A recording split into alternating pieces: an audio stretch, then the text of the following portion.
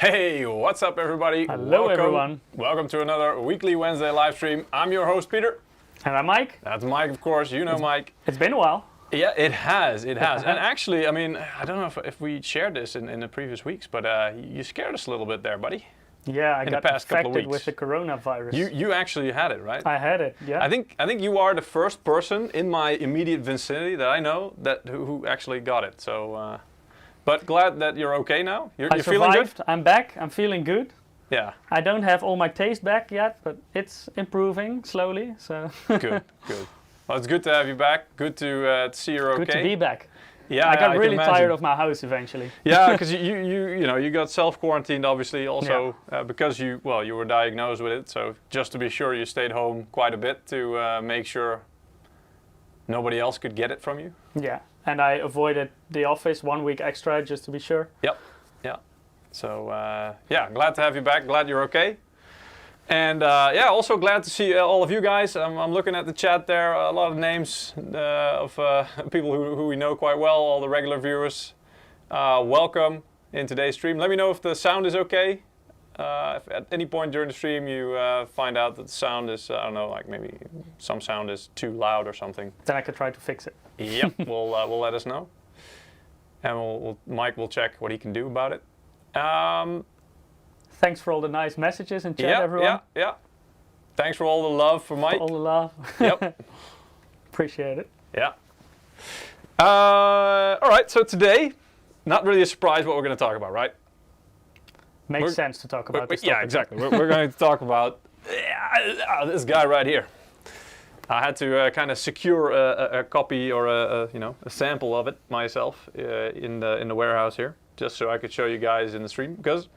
Well, all the stock has pretty much gone out to all the shops and stuff. And to start it off already, I did get the news that I'm allowed to tell you that or I can tell you, I'm happy to tell you, that the stock for the 3060 Ti should be a hell of a lot better than that of the previous releases. So hopefully that does mean that if you are looking to buy one of these cards right now or in the coming days or weeks, it doesn't mean it can sell out. No, yeah, I already saw a lot of people in the chat already saying, dude, it's 1 hour after the on shelf and it's already sold out. I mean, this is something that can differ per shop, obviously.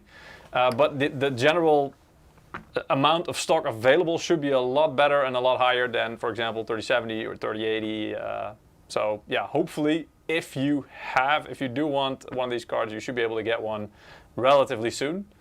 And with this card, new generation going more towards the mainstream segment. Yes, yeah, also. Yeah, so I mean, I'm expecting, more people to be, let's say, interested in this one, or cause it's more bang for buck, right?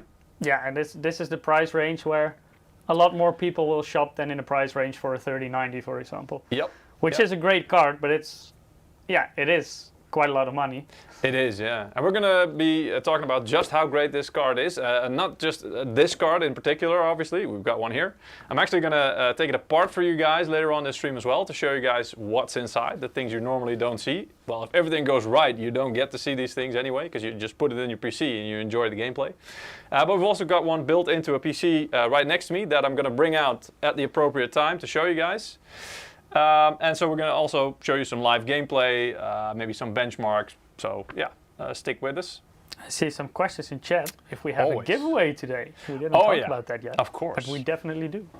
There you go. So you can go to msi.com/2/insider or follow the link that will be posted in the chat every now and again. I see Mike is posting it there manually for you guys. And today we are giving away copies of the game we're also playing today, Watch Dogs Legion. Again, it's a great game if you've got any of the, I think past 3 generations of cards, even on a 10 series. I think it runs pretty good. Ray tracing on? Yeah, well, I mean, then you'd better have one of the 20 series because, ray tracing, you do need them cores.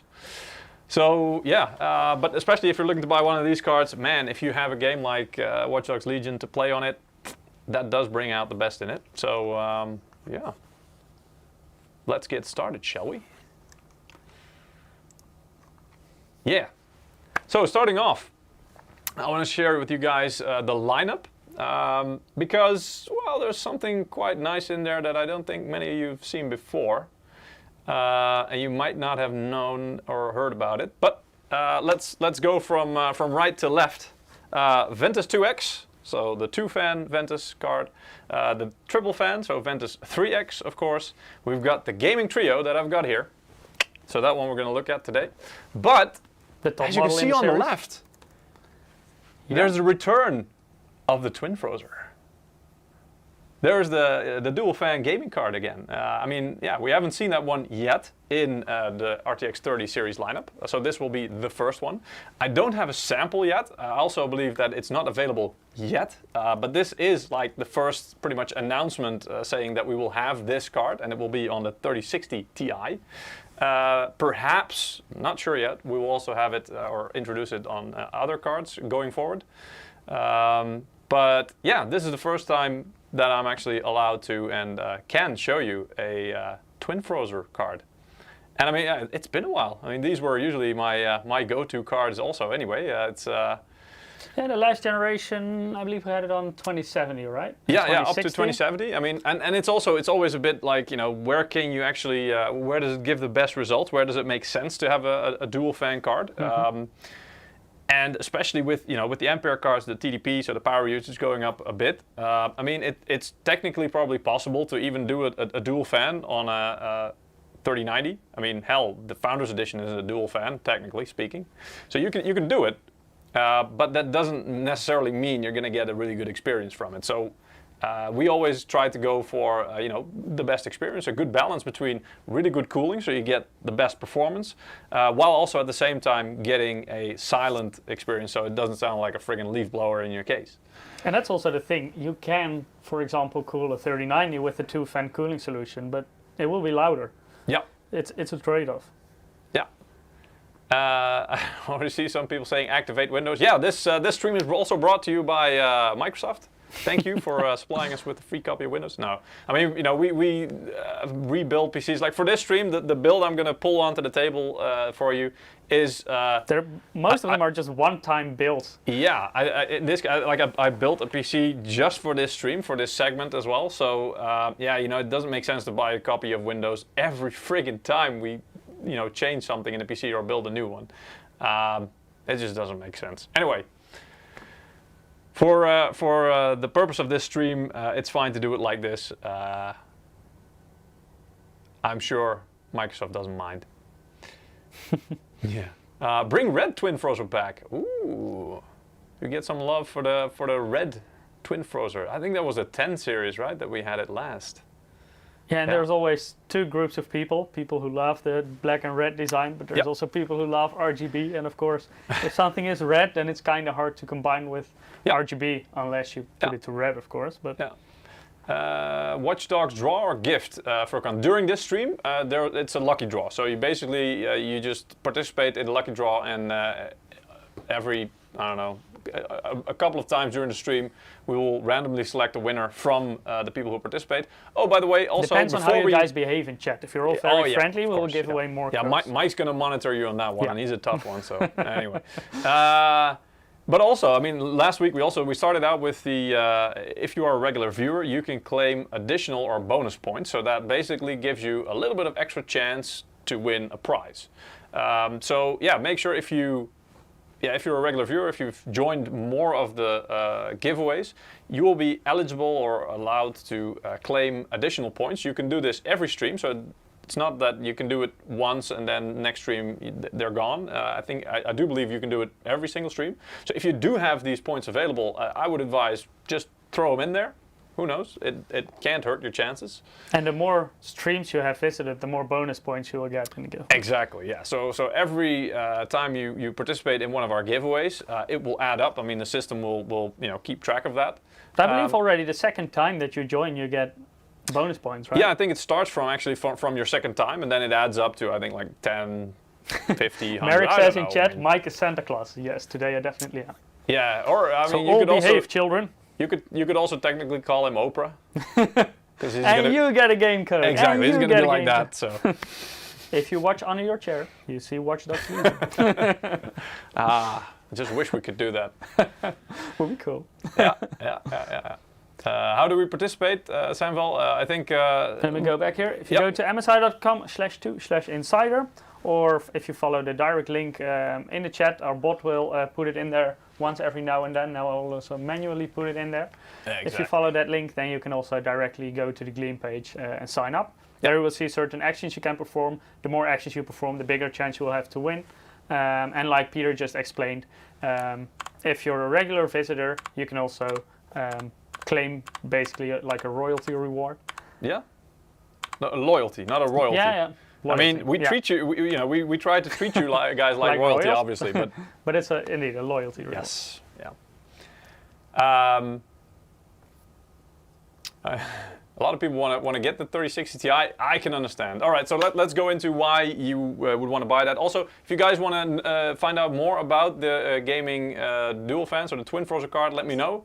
I could tell you some things about it. I mean, technically, I don't have any visuals about it yet. Like I said, this card is still kind of in development. It will come later on. Cheers, by the way, Mike. Sorry about that. I know it's I've got a drink here too, so cheers. Cheers. Anyway, so but let's start with give me royalty from sales. Well, I don't think so. All right. Anyway, so let's go into what this card is and where it's positioned, especially also. As you can see, well, maybe I'll just get out of the way here. If you just move like in between the 3060 Ti and the 2080 Super. I don't know. I mean, the other way. I'm taking the space of the 3060 Ti because it's kind of it's situated right there. Anyway, yeah, it's an Ampere card. Obviously, it's a RTX 30 series. Let me fix this a little bit for you. Oh, there you go. There we go. Yeah, thanks. And this one's GPU is the GA104, which is the same GPU number or die basically as the 3070. However, it does have a few less CUDA cores. So that explains most of the disparity in performance, obviously. I believe like if you have the GA104 on the 3070, yes. I think like 95% of the CUDA cores is enabled. And yes. on the 3060 Ti, I think it's 79%. Yeah. So then you know approximately how they relate, but they're indeed based on the same GPU. Yeah. And so also a few less tensor cores, 152 in total for the 3060 Ti. Ray tracing cores also down from 46 to 38, but we'll see in the game how it handles it. A little bit of spoiler alert, it does quite fine. So. And for the VRAM, it's got 8 gigs of GDDR6, so the same as the RTX 3070. Also, the memory bus is the same. TDP, or the power usage, is just a little bit lower. I mean, at least for the this is based on the Founders Edition. For example, our Gaming X-Trio card that I've got right here, that one out of the box has a power limit or TDP of 240 watts, if I'm not mistaken. So that one can use a bit more power. Doesn't mean it does all the time, but it can access more power if it needs to give you a bit more performance. And the MSRP, again, this is the NVIDIA MSRP, is $399 US. The MSRP for our Gaming X-Trio card, excluding VAT, is 400 euros, I've been told. So that means, for example, if you add, I mean, the VAT where we're situated in the Netherlands, for example, I think it's 21%. So if you add 21%, you get anywhere up to, I think, 484, 485 euros for this card. So that will be including VAT in the Netherlands. And by the way, the US dollar price from NVIDIA you see here is also excluding VAT. Yeah. Yeah, US probably. dollar prices are usually probably. about that. Yeah. All right, so anyway, NVIDIA has compared this card, especially against the last generation 2080 Super. And as you will see, that is for obvious reasons. But comparing it to that, the Turing, of course, had a 12 nanometer process. So these, the Ampere cards, of course, are made on a 8 nanometer process, the Samsung 8 nanometer node. But as you can see, it has a bit of, well, quite a bit more CUDA cores. Tensor cores, however, and ray tracing cores, notably, are quite a bit lower. Don't be worried, however, because of course these are next generation or new generation Ampere tensor and ray tracing cores, so they perform quite a bit differently. Yeah, it's hard. It's always hard between different architectures Yes. to make a good comparison. Yeah, it's not really apples to apples comparison. No. But in the end, the thing that really counts is the performance in the games. So that's what it's about. Also, the TDP for the 2080 Super was starting at 250 watts. So with 200 watts, or starting at 200 watts, 3060 Ti is quite a bit less power hungry as well. Yeah, that's something we could also see with, for example, the 3070. Yes. In terms of performance, it's approximately around 2080 Ti performance. Yeah. But at a lot lower TDP. So it's quite a big jump in efficiency. Yeah. Maybe you don't see it directly at the 3080, 3090 because of course they're 320 or 350 watts. Yes. But they also give you a lot of performance for that power consumption. So it's still the efficiency. When you look from the previous generation to the current generation, yes, it's quite a big step. It is, yeah. I mean, and that's something that NVIDIA have said from the launch of the Ampere series, that in terms of efficiency, performance per watt, they made a big jump. Whoops, I accidentally tripped a key. Anyway, and also the price of the 2080 Super. I mean, yeah, the MSRP for the 2080 Super was, of course, 700 USD, excluding VAT, and that of the 3060 Ti is only 400. So that's, 300 less. It's quite a big difference. Let's look at the performance, shall we? Here's how these most of these models stack up. I'm going to ramp this up a little bit again. Yeah, I have included the 2060 at the bottom just for comparison's sake also. But as you can see, this is 1080p performance at high. We've borrowed this from the great guys at TechSpot. I'm sitting in front of their logo. That's not very nice of me. There we go. Don't want to hide it, of course, because these guys did the work, and we just want to basically show you guys for reference purposes what you can expect in terms of performance for this card at 1080p. In this case, as you can see, it sits between the 2080 Super and the 2080 Ti actually. So that's quite impressive. Again, massive jump of performance for way less cost and also less power consumption. So yeah, great card.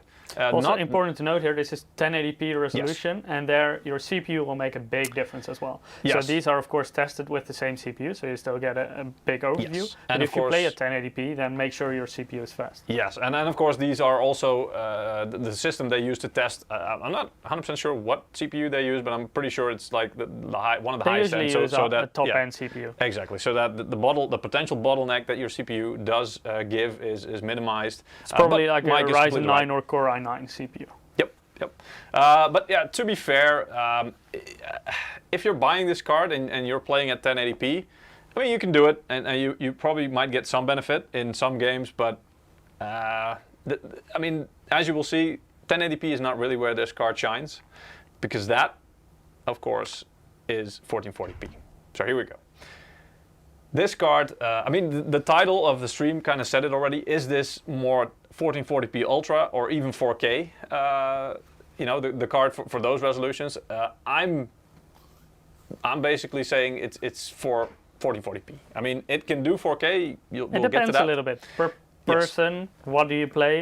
Do you play high refresh rate? Exactly. If you play, for example, slower paced games, if you play like strategy games, and you're not bothered to play, for example, at 60 Hertz, then yes, 4K, no problem.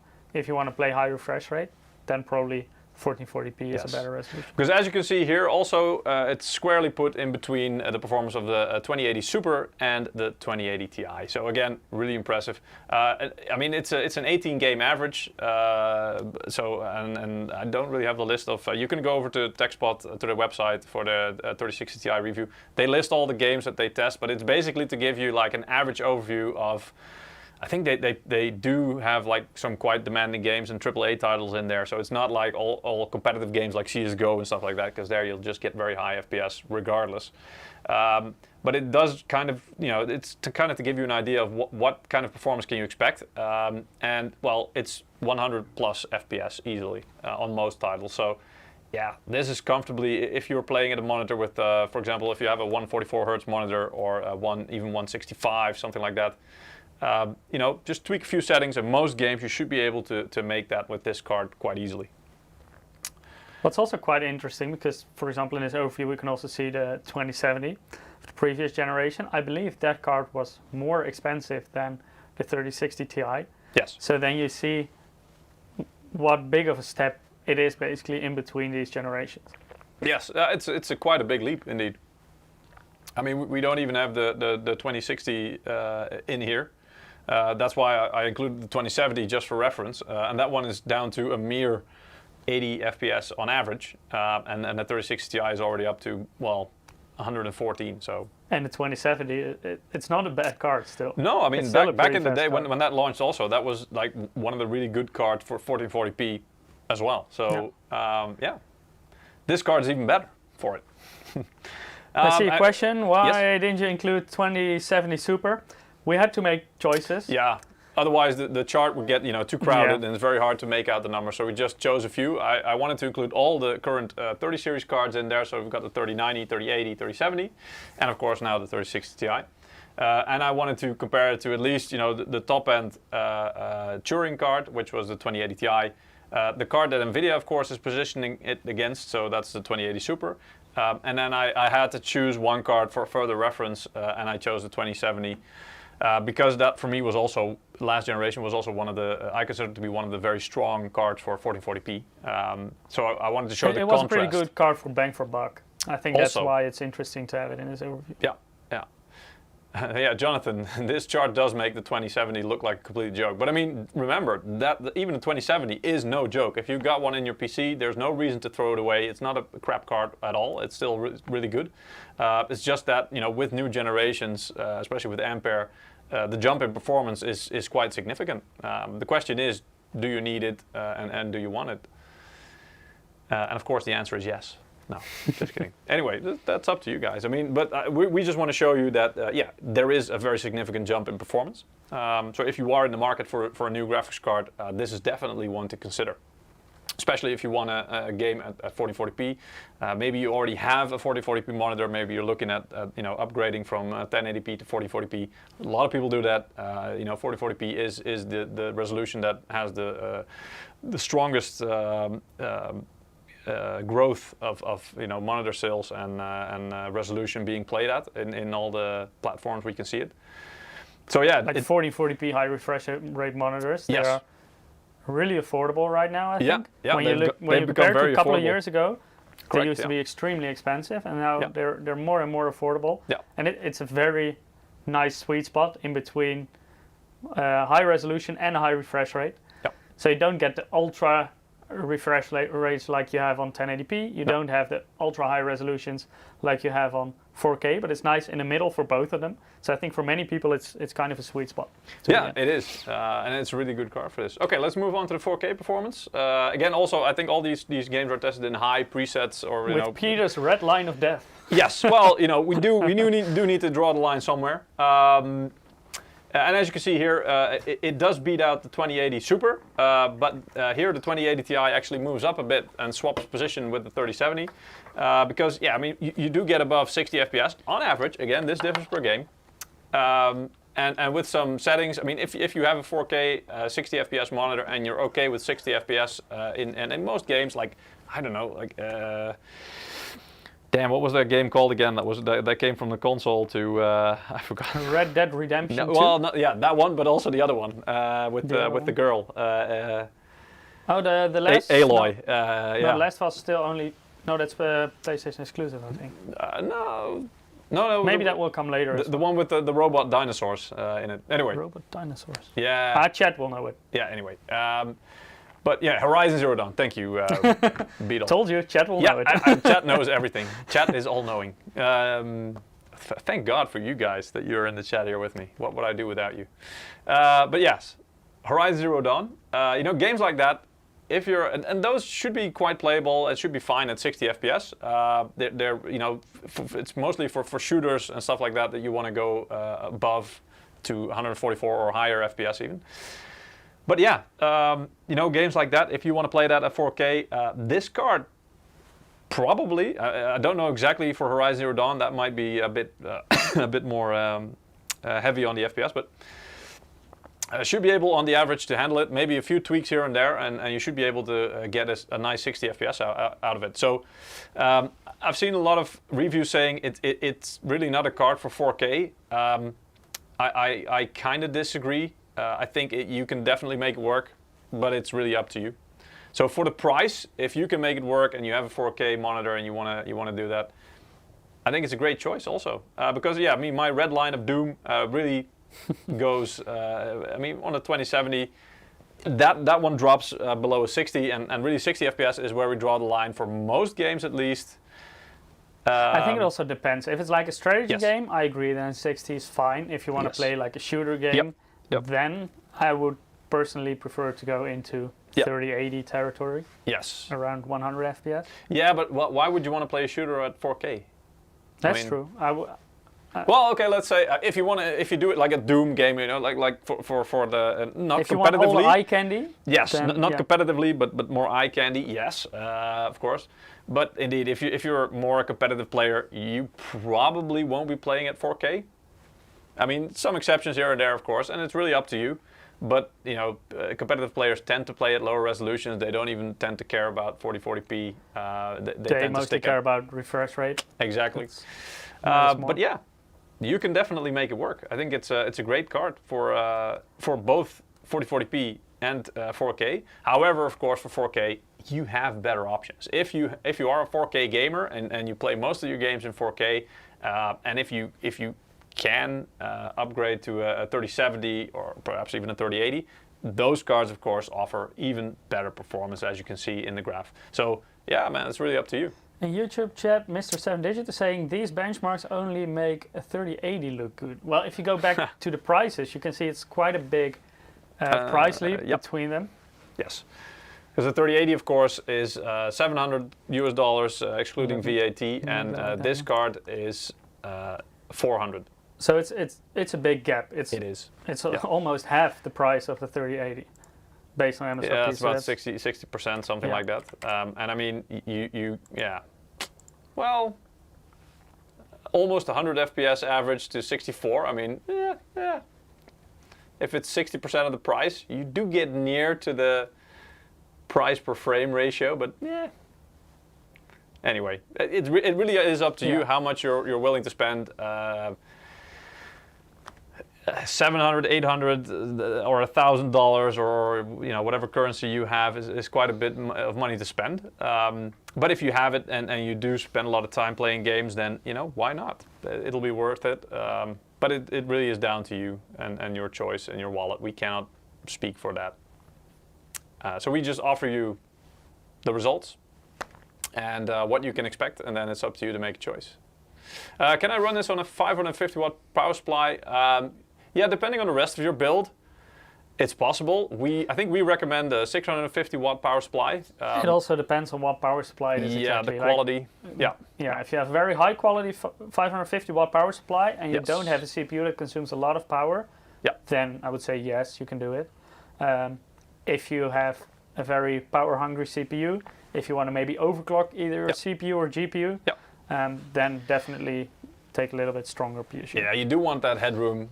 Just also, you know, for example, if you ever want to upgrade the CPU to a more higher end model, or the GPU at some time later on your graphics card. Also, if you want to upgrade it later on down the road, it's always good to have a bit of headroom. Also, usually, you know, going from 550 watt power supply to 650 watt, if you still have to make a choice when putting a PC together, the price difference shouldn't be that big.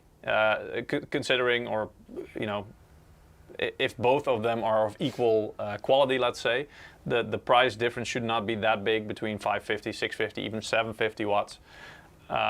So yeah, go for indeed 650 watt just to be sure. Would you buy these for your personal builds, Mr. Hosts? I'm looking at them actually. Yeah.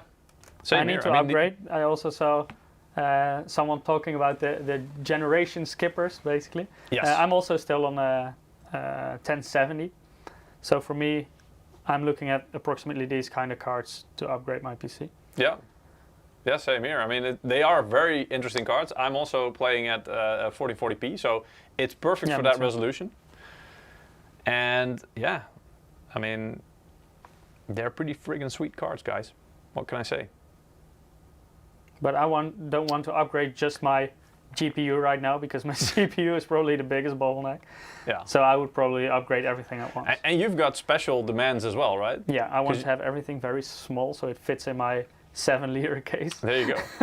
Mike is all about the small form factor build. So if you have any questions about that, he's also got some. When was it? Earlier this year, you also had a stream about that, right? Yeah, a couple of months ago, I had an ITX live stream. That was just before the 30 series launch, so we still used a 20 series for that. But we did use a 2080 Ti and a 10900K CPU, and we built it in an ITX case. Yeah. So nowadays, even on ITX, you can go really high end. Yeah. So yeah, I mean, it's not just a matter of what kind of GPU do you want, but also what kind of build do you want? How do you want it to look? Do you want all the RGB? Do you want it to be big? Do you want it to be small? Yeah, there's a whole lot of choice there.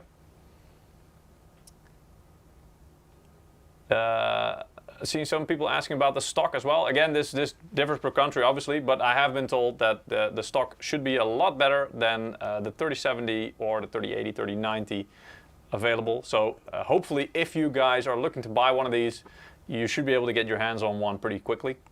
But again, it really depends on your stores and your local, how many people are looking to buy it in your local area. Because in the end, there is only so much stock available, and at some point, if there's enough demand, it's going to run out. Mr. Mastodux is saying, the loud form factor. Well, Mr. Mastodux, if you look back at the stream, we've been using the Cooler Master NR200P, I believe it's called, the case. And you actually got quite a bit of space for good and silent cooling in there. You can actually use 240 millimeter or even 280 millimeter maximum, I believe, all in one liquid cooler. Yeah. And you can fit a 3-slot graphic card. So you can get the most silent 30 series graphics card, and you can get a 240 millimeter radiator. Yeah. So it doesn't have to be loud. It all depends on how small you want to go. If like the ITX size I use, then it's impossible, for example, to run a 3090 in a silent manner. But ITX doesn't necessarily mean it needs to be loud. No. But you do have to be careful about your components. You have to be very careful in your component choice, about compatibility. Yep. And plan your airflow. Make sure it can breathe. Don't put it in a cupboard somewhere and close the thing, because that's going to suffocate it, obviously. Yeah, also the case we used, for example, it comes with 2 different side panels, the Cooler Master case.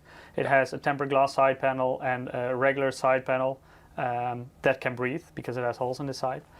Yeah. So if you're going high end, I would definitely recommend to use that one instead of the tempered glass. Yeah. Anyway, maybe it sounds like at some point down the road, maybe next year, Mike, it's going to be time for another ITX live stream, right? So you can. Sounds good to me. You can go all out and making a new one. Sounds like a plan. Yeah. All right. I see some questions about the dual fan card, so I can go back to the overview here. So indeed, on the left for you guys is the gaming dual fan or twin Frozr card. That will become available at some point. I hesitate to say at the end of December or beginning of January. Not 100% sure yet. Again, depends on region. Let's just say beginning of next year to be sure.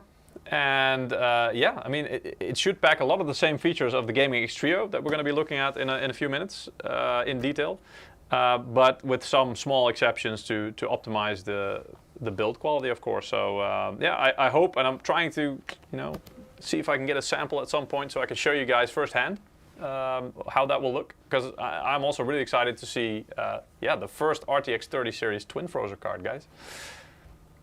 Pricing and availability, we did talk about that a little bit, Alex. I don't have exact numbers. What I have been told is that the amount of stock available for the 3060 Ti is a lot better than 3070 and 3080 or 3090. So hopefully you should be able to get your hands on one if you're looking to get one. The thing is also, because it's based on the same GPU as the 3070, it's the GK104, I believe. If you have that GPU for a 3070 with 95% of the CUDA cores enabled, you need to have a very good GPU. If it's not a perfect GPU, it's perfectly still suitable for a 3060 Ti, where approximately 79% of the CUDA cores are enabled. So it is basically easier to make this GPU than a 3070. So that's also what helps a bit in availability, of course. Yeah. Kelv, how many months until stocks are good? I mean, I wish I had that information because that really depends on a lot of things. It depends on the amount we can produce. It depends on the demand. There's no possible answer I can give you that can be correct. All I can say is this happens every generation with new products that are popular that people want to buy. You get more demand at the start than you have supply. And it just takes a while for that to catch up, but eventually it always does. So if you are looking to buy one of these or maybe one of the 3080s, all I can say is just have a bit of patience, and eventually it should sort itself out. But I cannot really possibly give you any timeline of when that would be. But again, for the 3060 Ti, it should be already a hell of a lot better. So hopefully, if you're looking to get one, you should be able to get your hands on one. I think it's time for maybe our first winner already. What do you think, Mike? Sounds like a plan. All right, guys. Maybe you can switch back to the main cam as well. Yep. There we go. Yeah. So, guys, if you want a shot at winning a copy of Watch Dogs Legion, the game, you can go to msi.com/2/insider or click the link in the chat. And Mike will do the drawing. By the way, we're streaming at multiple platforms as always. We're streaming on YouTube, Twitch, Facebook, and multiple channels of Twitter or Periscope. So if you don't have a chat, for example, I believe Twitter can be sometimes a bit iffy about chat and especially links. If you don't see or get the link for the giveaway, please join our live stream on YouTube or Twitch. Those ones should usually work. So in the chat, you will see the link. And then you can participate. And basically, you participate just by subscribing to our channel. Those kind of things. The more actions you perform, the better your chance of winning. Every action gives you a certain amount of points. And if you are a regular viewer and you regularly participate in our live stream and the giveaway, you will be able to claim additional points, which just add to your points total, which improves your chances of winning. I will also put the direct link to Gleam Yes. in chat again. At least the viewers on Twitch and YouTube should be able to see that. Exactly. So if you haven't participated yet, follow the link and make sure to sign up. And then we have our first winner for today. Peter, shall I do it's all it? yours. I mean, I've been to Finland, so I'll try to do something. But it sounds a bit Finnish to me. Uksu the Gamer. But I'm not sure if that's correct. Congratulations, you won our first game code for Watch Dogs Legion. Yes. So keep an eye out on your mailbox. We will email the code to you in the coming days. Exactly. All right, so that was our first winner. We've got more codes to give away later on this stream. So if you didn't, if you haven't participated yet, make sure you participate. Don't miss out on the chance. We've got plenty of codes to give away. We'd hate for you to miss it, because again, it is a really nice. Really nice. Question in chat: is B550 motherboard good for RTX 3060 Ti? Yes, perfectly fine. Of course, depends on what CPU you stick in your motherboard. Yes. But definitely B550 is it's a very recent chipset. Also, even supports PCI Express Gen 4. Can handle the latest generation of AMD processors, the 5000 series. So yes, definitely a good combination. Yeah. All right. Shall we just go to the unboxing part then, and perhaps also unboxing, then but also take out teardown. Take out our old friend here. Don't destroy it. Okay? I mean, was it last week I took apart the 3090? Yeah, 3090 Supreme, which was quite an experience as well. And I did end up, putting it back together again as well myself. So. And was it still working? Nobody knows, and I prefer it to stay that way. Yet. It's like Schrodinger's Supreme card. It might be dead, it might not be, who knows. All right, so the box, obviously, if you know our gaming cards, you'll be familiar with the box design. Here we go. The nice card at the front, Gaming X Trio. Of course, it says 3060 Ti right there. It should be green, but because of I mean, chroma key, it looks a little bit funky now. I mean, turning it doesn't really improve things. No. It's magical. It's see-through. And at the back, of course, are some of the features, but I prefer showing them to you on the real card. But yeah, in case you get your hands on one of the boxes in the store, you can always read up on some of the features that are on the card. Inside the box then, you will find... 60Hz is asking, is TI better than Founders? It's not specifically related to each other. You also have 3060 Ti Founders Edition. Yes. I mean, the TI refers to the cooling. GPU itself. And then within the GPU, like for example, in this case, the 3060 Ti is the GPU. And then you have the Founders Edition, which is the NVIDIA design. And you have custom designs like, for example, our Gaming X Trio, which I'm about to show you. So yeah, the TI... Yes, there is a Founders Edition. It's not better than the Founders Edition because it is the Founders Edition and it is this card as well. Does that make sense? It's the same GPU in a different card with a different cooler, basically. Exactly. All right, so yeah, inside the box you will find this little envelope, this little black envelope that contains some things like the installation guide and stuff like that. So if you're not familiar with building a PC and this is your first time, it's always nice to have like a little bit of help to take you through the process step by step. Or you can watch one of our previous live streams where we built PCs. You can just build along with it. And we've got some other things like a graphics card support bracket, which is also in the box, which I'll show you how to apply that. I mean, some paperwork here for you to read through, mostly just to help you out, help you get started. So if you are an experienced PC builder, you probably don't have to look inside it too much. So we can just move that to the side here, and there it is.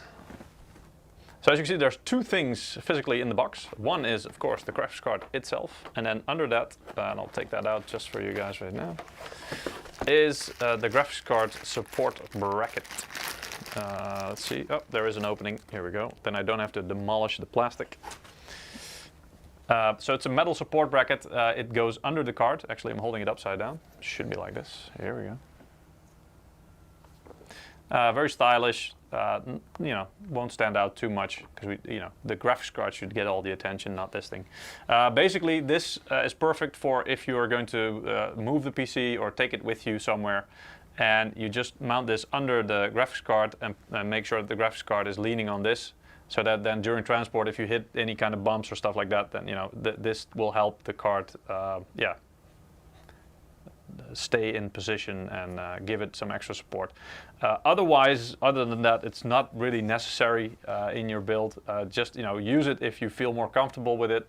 But again, it's not really required. It's not that we're saying that this card is too heavy and it cannot be in the PC on its own without the additional help. You don't void any warranty if you don't use it. Exactly. It's up to you if it's you want to use not mandatory. It or not. It's completely optional, and it's up to you to use it or not. All right. Put that thing back in here. And then to the main event. Whoa. So this card is for a 3060 Ti, it's still big. It's a big boy. But that's a good thing. Because that also means that the cooling is really good. I mean, I've seen the reviews already, also compared to some of the, for example, the Founders Edition, but also other competitor models. The cooling is really good. Which means that you get good performance, but also not too much noise. So as you can see, triple fan, 3 times the torque fan 4.0, which can be recognized by 2 fan blades working in pairs. So as you can see, there's the outer link between the fan blades. Also, the in the heatsink, the waved pattern on the fins right there, and on the back, of course, also the other features that are on all the gaming cards. For example, the indentations here, or the deflectors as we call them, that help to split the air up and point them a bit more towards the heat pipes, which actually get quite hot, and that helps to cool the card a bit better, and at the same time creating a bit more surface area, which also again helps to cool better, cooling efficiency. So as the front looks really nice. As I showed, by the way, last time, I'm not sure if this one actually, damn, this looks so shiny. Last time I showed you guys that there was like a little sticker on the little fan, in the middle of the fan, right? Like a little plastic cover. I really don't know if there's one on here now. It looks so shiny that I don't think there is. but just to be sure, I'm gonna see if there is one on here. I don't think so. Don't damage it. No, I mean it's brushed aluminum, so you can scratch it with your fingernails, and you won't really see anything. But yeah, last time I just saw it looked a bit like it was damaged, and it turned out that there was a little plastic protective cover on it, which I could peel off, and then it looked shiny as hell again. Lisandro is asking recommended PSU for gaming as Trio, and Dean already answered. Indeed, it's 650 watts. Ah, there you go. Yeah. And it doesn't mean you cannot use a lower rated power supply. It depends on the rest of your system as well. Yeah. But that's what we recommend to keep a little bit of headroom. If you want to do a little bit of overclocking, if you want to do very heavy overclocking, of course, take a little bit more powerful power supply. Exactly. 1 second. I'm also gonna grab something here.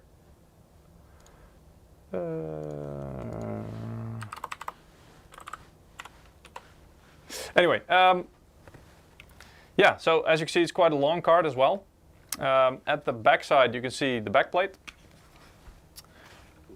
This is, a really nice brushed looking backplate, and as you see, it doesn't extend, the PCB doesn't extend all the way, so you do have the holes. It's similar to the 3070 in that way, that you have holes in the back of the the heatsink and the backplate here. So as I think it's called the flow-through design, so it's kind of the same effect that the Founders Edition has. So some of the air, at least at the rear of the card, will be blown through, through the card here, and then out through this side of the backplate. And then hopefully, you've got good airflow in your case, which means then the hot air will be picked up by the airflow and exited out of the case like that.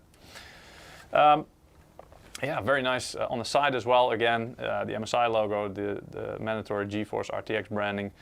Some really nice RGB, which I can show you guys on the card that's actually in the case. 2 8-pin connectors. Yola Swag was already asking that. How's the RGB? You will see it later on. Yeah, glorious. It is glorious. But yes, 2 8-pin connectors. This is due to the bit higher, because I've seen some of the 3060 Ti's can work with only a single 8-pin connector. This is because of the higher power limit that we have on this card. So again, the Founders Edition, so basically the reference spec for 3060 Ti is 200 watts power usage. Out of the box, the Gaming X Trio can take up to 240 watts, and I believe the absolute power limit, so basically what you can set as max power limit in Afterburner, is 250 watts even. So yeah, then you need a little bit more power to have access to, so that's why 2 8-pins. I mean, it's a very similar design to the 3060 gaming, which is a really good thing, because that one was already very, very cool and 3070 very good. Oh, sorry, what did I say? 3060. Jesus. There are so many numbers these days. Anyway, yes, compared to the 3070. There you go. The capacitors, I'm not really going to look at that. I hope people aren't paying too much attention to that anymore. Again, it can differ per card. There is an NVIDIA spec, and there's different combinations possible. You can see, of course, this generation, everywhere visible, the leaf spring, to add more mounting pressure to the cooler on the GPU. So I'm waiting for chat to scream leaked. But exactly. And I'm just trying to look up for you guys how long the card actually is. I mean, in terms of width, you can see that the I/O panel here, that's 2 slots. So it's a bit more than 2. I would say 2.7, something like that. But yeah, effectively it'll take up 3 extension slots. And for the length, let's see. I mean, you can find all the specifications on the website. That's also what I'm doing right now. I don't know all these things from the top of my head, but it's 323 millimeters. So yeah, 32.3 centimeters. So that does mean that you need to make sure you have enough space in your case for this. And yeah, if you don't have that, there we go. Yes, the overview. Exactly. My cheat sheet, if you will, or AKA our website. But yeah, here you can see all the information about the model. And all the specifications can be found, of course, under the specifications tab. So that's where I was looking indeed, and there you can see that, I mean, the recommended power supply, 650 watts, power consumption 240, card dimensions are here. The weight, it's about 1.5 kilograms. So yeah, it's quite a big and hefty card. Yeah, exactly. It's a fairly hefty card for a 3060 Ti. But you know, all that weight is, or almost all that weight, translates to cooling capacity. So that's not a bad thing. And yeah, your whole build should be easily able to handle it. Also, to support that weight, of course, we have on the graphics card itself, we have this anti-bending strip here. That again, when I start opening up the card, you'll see it. And yeah, that really helps to support the card. There's a lot of screws on the back plate, basically, that connect to the bending plate, or the anti-bending plate, sorry, at multiple points. So they go through the PCB and then, you know, into the anti-bending plate, for example, to really make the card a lot, you know, quite rigid. So when I'm actually trying to twist the card now, and really nothing is giving. So it's a really sturdy card. Build quality is really good. Yeah, what you're used to from us. Yeah. Oh, Nazmul, too bad it's not going to fit in my case. Well, then I've got good news for you. Earlier this stream, I also mentioned that there is going to be a twin Frozr card, so the Gaming X, the non-trio, let's say, and it should be available sometime beginning of next year. So if you have a case that cannot fit a long card like this, that will be an option for you, and it will be available on the 3060 Ti for sure. That's the first model we will have our Gaming X twin Frozr model on. So and keep an eye out for that. If the thickness of the card is a problem, there's, for example, also the Ventus 3X. Yes. That one is a little bit thinner. Yes. So definitely more options to find a suitable model for your case. Unfortunately, I do not have a sample of Ventus here. Otherwise, I could show you. But usually those are indeed a bit thinner. So especially for the 3060 Ti, I do believe. But let me quickly check that. That one actually stays within. I think the Ventus 3X really stays within two slots, I believe. Yeah, it did look like it. As I checked it out a while ago. Ooh. Let me open it up. Yep. Let's see specifications. It doesn't really show the. Yeah, if you go to the gallery, then you can see the bracket. But I think I was looking at this. Oh, sorry.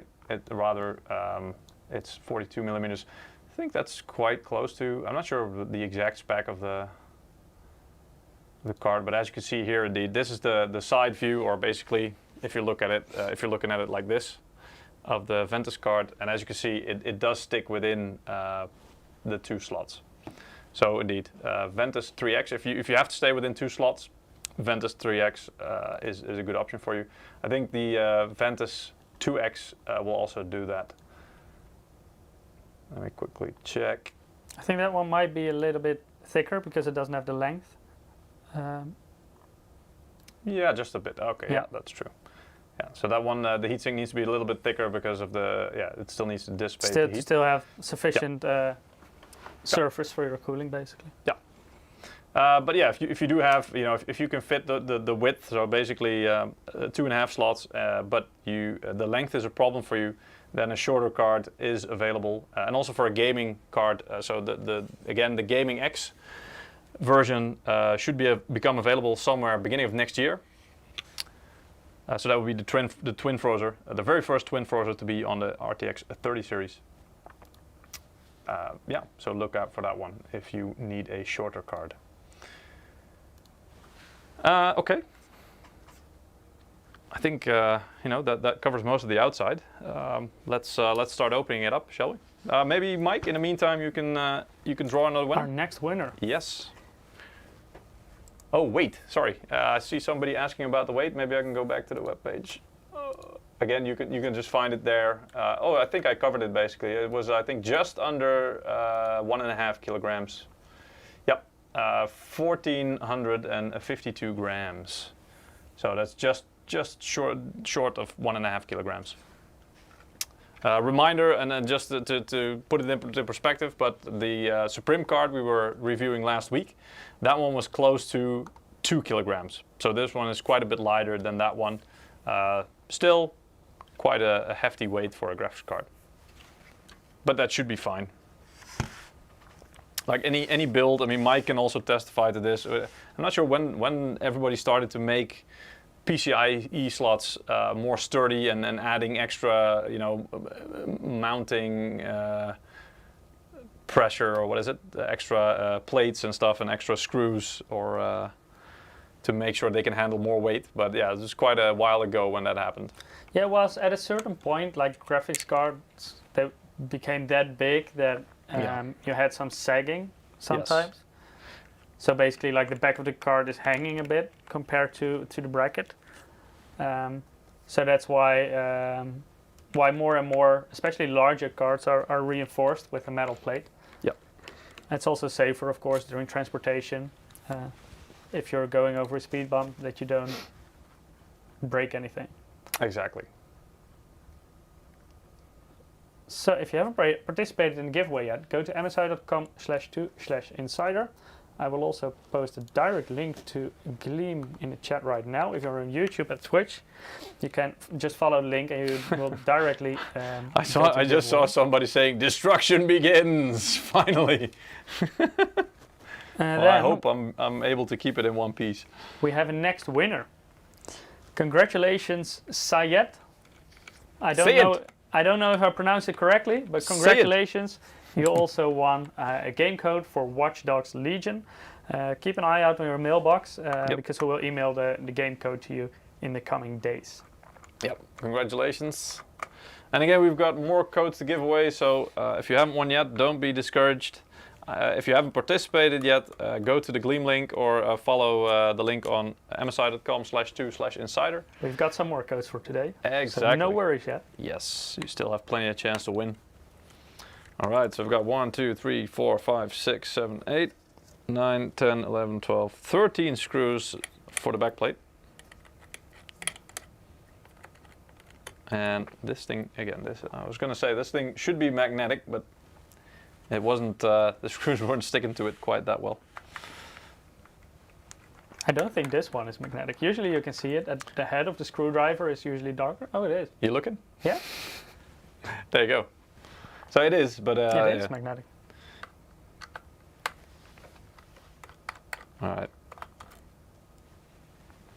Any good questions in the chat? Yeah. How long will the stream continue? For another.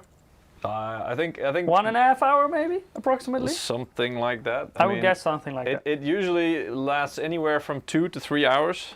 Yeah. But it really depends on, you know. We will be here for at least another hour. So yes. No worries. Yes. And you know the thing about it is that the longer we stream, the more codes we can give away, guys. So let's say we continue for a little bit. All right. So let's take the graphene backplate off. Actually, this might help. I'm gonna remove just a little protective cover of the PCIe slot. So as you can see, normally that's on there. And you just take it off. Because that just allows me to kind of get my fingers under the backplate here if I need to try and wiggle it off. Because the backplate should be attached, I think only with, I mean, it looks like there's RGB on here, but like with the other gaming cards, I'm expecting the LEDs to be on the PCB itself, so not in the backplate. So that means that there shouldn't be any wires directly connected to the backplate to the PCB. There should be, if I'm not mistaken, only some thermal pads, you know, sticky thermal pads holding it in place now. So let's see what happens when I start wiggling a bit. Oh, there we go. So as you can see, some thermal pads at several places. Let's see if I can show you the back of the card as well.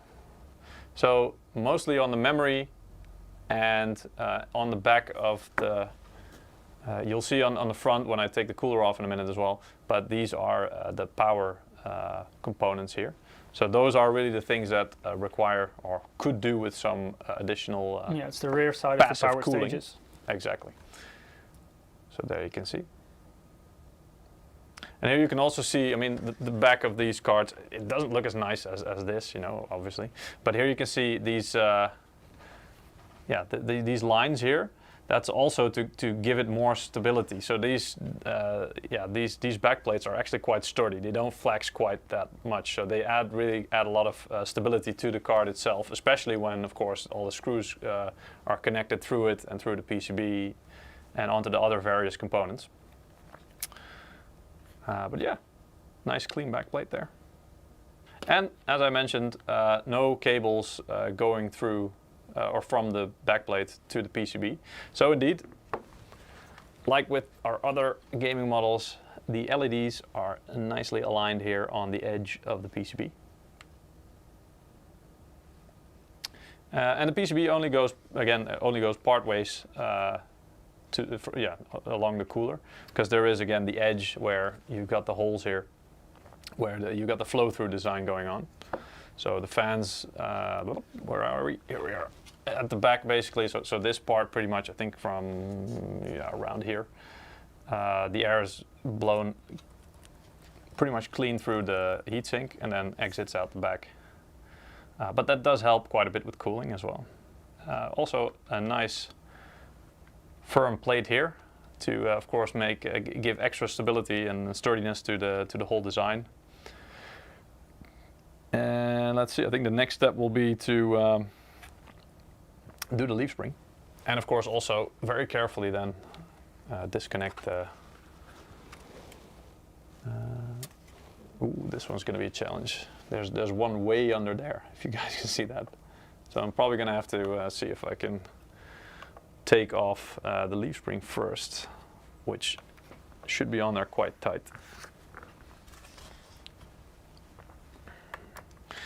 And again, guys, just a disclaimer: don't do this at home if you haven't done this before, or if you don't need to. We do it for you, so you don't have to do it. Exactly. The idea is that we do it, so you don't have to, and you still get to see all the stuff inside. And sometimes we can actually put them back together so that they work, but not always.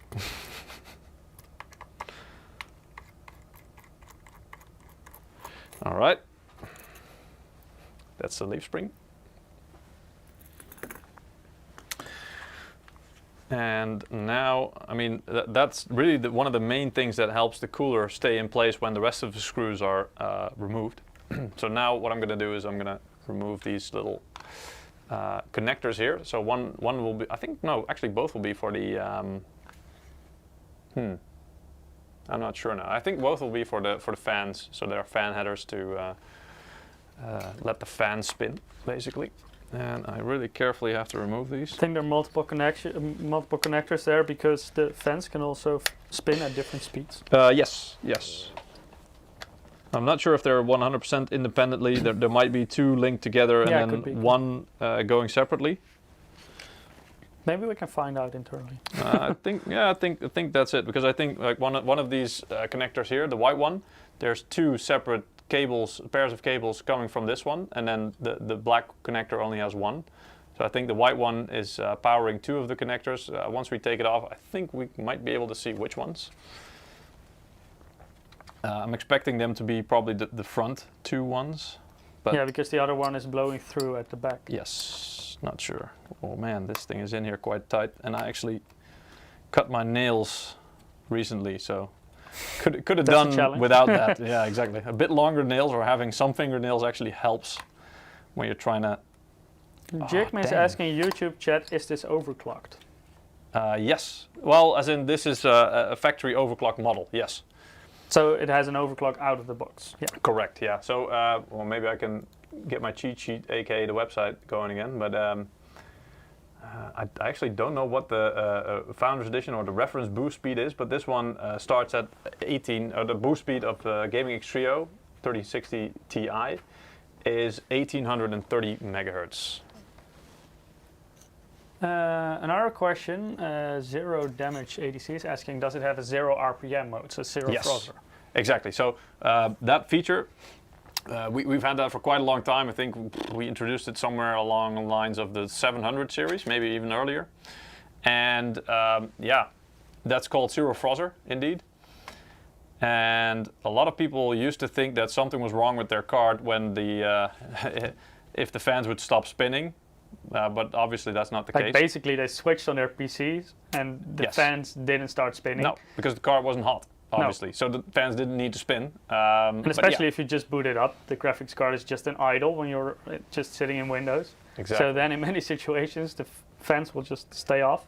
Yes. That doesn't mean it's broken. Yeah. Here you go. I've actually I've taken it off basically. So just a bit of wiggling, and there we go. So as you can see, there's still a couple of connectors on there. So I'll just disconnect those before I can completely be free of this. Oh, here we go. All right. So the PCB with the anti-bending guard still in place. I can take that off in a minute, but it's still attached with 2 screws here.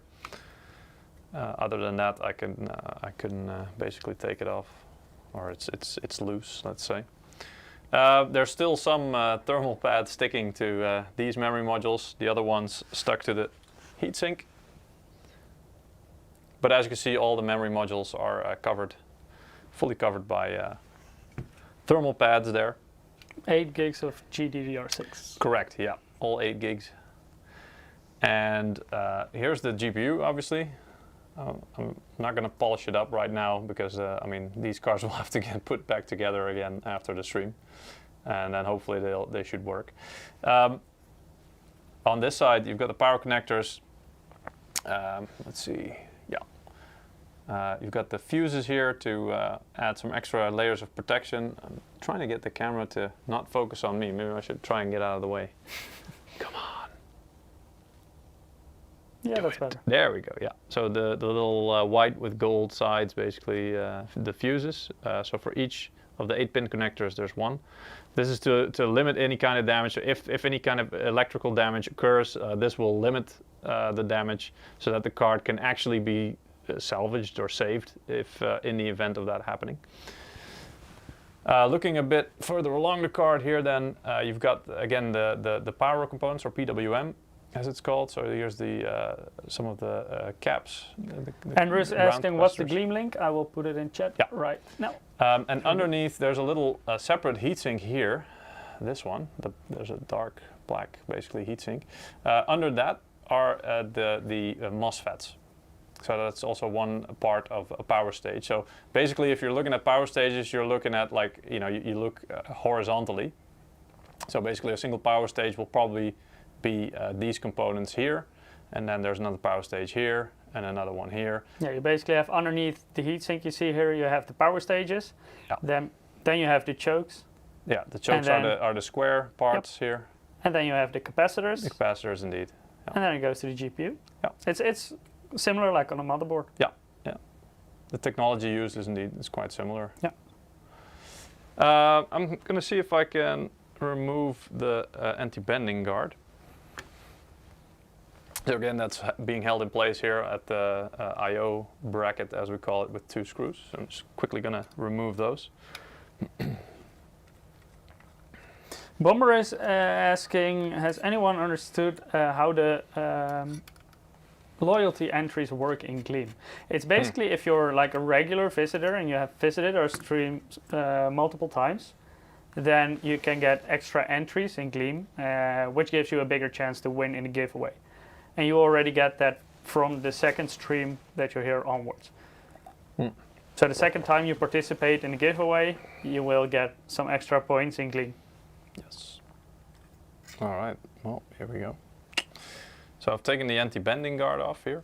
Now, as you can see, again, I mean, with previous streams where I took apart a card, I also showed you, and it's quite thick, this metal, and this is metal part. So, I mean, that really helps to give the card some extra sturdiness, some extra rigidity to prevent any kind of bending. And this runs about, I don't know, at least 2/3 of the length of the card. So it really helps to prevent any bending. All right then, so here's the naked full view of the PCB. Maybe we need to put like a 18+ warning. Yeah.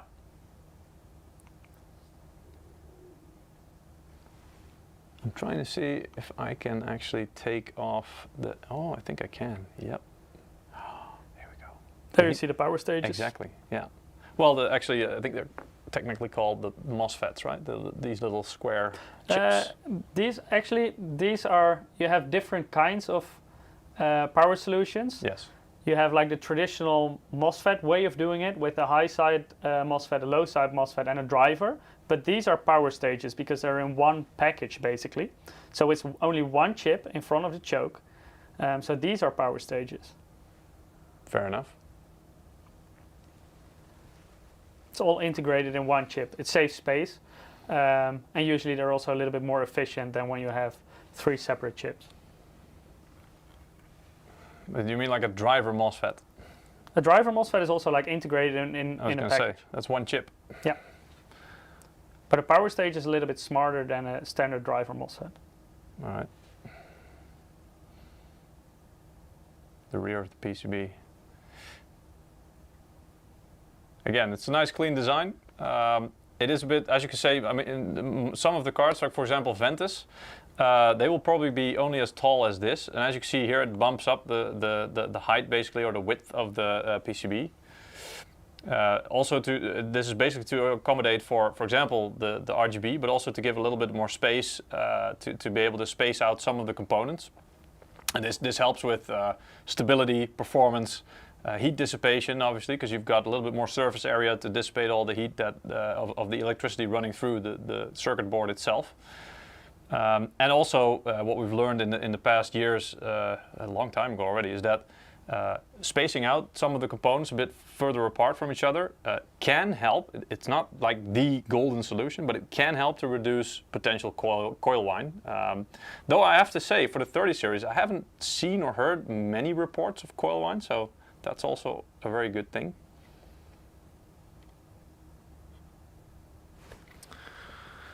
And then we can look at the cooler. So this is the Frozr 2.0 or 2 cooler.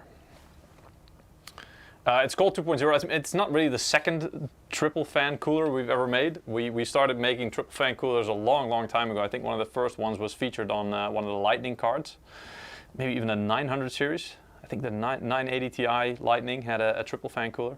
But you know, if we wanted to go back that far with the naming, we'd have to call this one maybe, I don't know, Frozr 7 or 8. And I think everybody would be confused because we didn't start including triple fan coolers into our main lineup.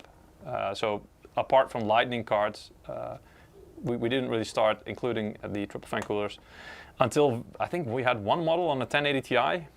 That was the very first one, and then it became a mainstay in our lineup on the 20 series. So that's why, you know, most people will start noticing it in the 20 series. So then we decided to call that one, like, you know, generation 1 or version 1, and this one is then generation 2 or version 2. So Frozr 2. Yeah, looking at the back of it, of course, as you can see, that's where the GPU sits. And as you can see the core pipe, so that's a really flat surface for a flush contact with the GPU.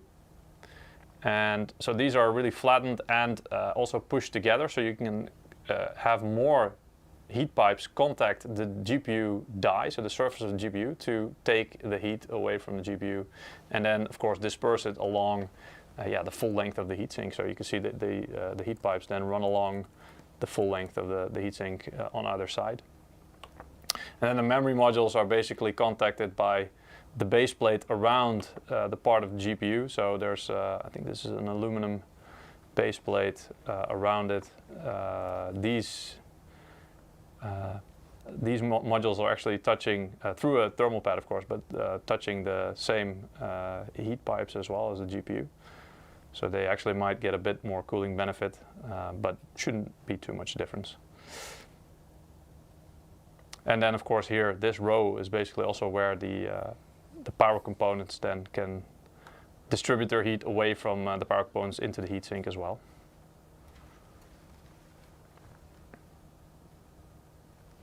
And let's see if we can figure out, because we were talking about, while we were talking about taking apart the card, or the cooling off at least, I mentioned that this little white connector versus the black connector. So the black one has one wire coming from it, and then the white one actually has two. So let me quickly see where they go. because they actually, you know, they're quite well, you know, if you look at the bottom, this is the place or the stuff you usually don't see. But once, you know, you look at the underside of the cooler, you can see that they're worked, put away quite nicely, tucked away in on the inside, so you don't see them, because you don't want to see wires running everywhere, usually. But looking at the setup, Edsel is saying with this, do I need to stop expecting a 3070 Gaming X twin fan? Well, actually, for the 3070, we do already have a Ventus 2X model, so it's not impossible to cool with a dual fan solution. Yeah. So perhaps in the future, this is our first card where we have the dual fan gaming model on the 30 series. Yes. But it's not impossible that we will also have it on 3070. Exactly. It's not unthinkable, but at the moment, I don't have any confirmation or final say that there will be one or when there will be one. So, but yes, but from a technical definitely standpoint, it's not impossible. Exactly. Yeah. So yeah, a lot of stuff going on here. Also here, there's of course a big sturdy base plate to help provide a lot more sturdiness and also a bit of cooling to where the actual, because here's where the power connectors are located on the card. I see some comments in chat, people feel ignored. We're also reading Twitch chat, but we've got many different platforms with many different people, so it's all chats in I mean the chat is really just going like brrr, it just keeps going, so it's very hard to keep up with the we pick out some questions here and there, but yes, definitely we do also miss questions. Yeah. So we're sorry for that. Exactly. We're not ignoring Twitch specifically. Nope, indeed. Yeah, so it does seem like the white connector here basically connects to the front two fans, and then the dark or black connector operates the rear fan right here. Actually, they spin this way. And as you see, it takes really, I mean, these things are really smooth as well, so it takes very little effort to make these fans spin. But you do have to heat up your PC and your game, basically. Yeah, I think that's pretty much it for this card. Any questions about the card itself or any of the features on it that maybe I can still show while I've got the card apart? Apart from where you can get it. GM is asking what's the price in Europe, in between brackets Poland. I believe you said that MSRP was 400 euros excluding VAT, so that means that whatever, I mean, I don't know the VAT rate in Poland, but you still have to add that on, and that is the advised price.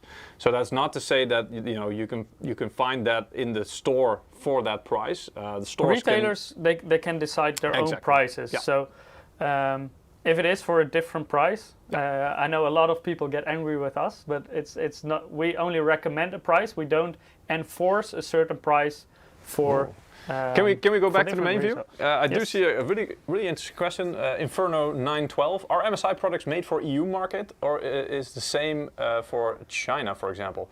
This differs actually per product. So most of the products, indeed, you can find in pretty much worldwide markets. So for example, the 3060 Gaming X Trio that I'm holding here should be available regardless of region, so it should be available whether you're in the US or in Brazil or in South Africa, Europe, China. This card should be available around the world. But sometimes there are indeed specific models, not even only for China market, for example, though that is a market where that sometimes occurs. Indeed, because there are specific market segments that they want to address, but that of course they don't really feel like for example, would do well in Europe or in the US. So yeah, it does occur, but most of the products, and especially the products that you will see in our stream, those should be available worldwide in the same fashion that you see them. But it is an interesting question, yes. It does happen. Yay, South Africa. We got South Africa in the house. Cool. I've been there, it's a beautiful country.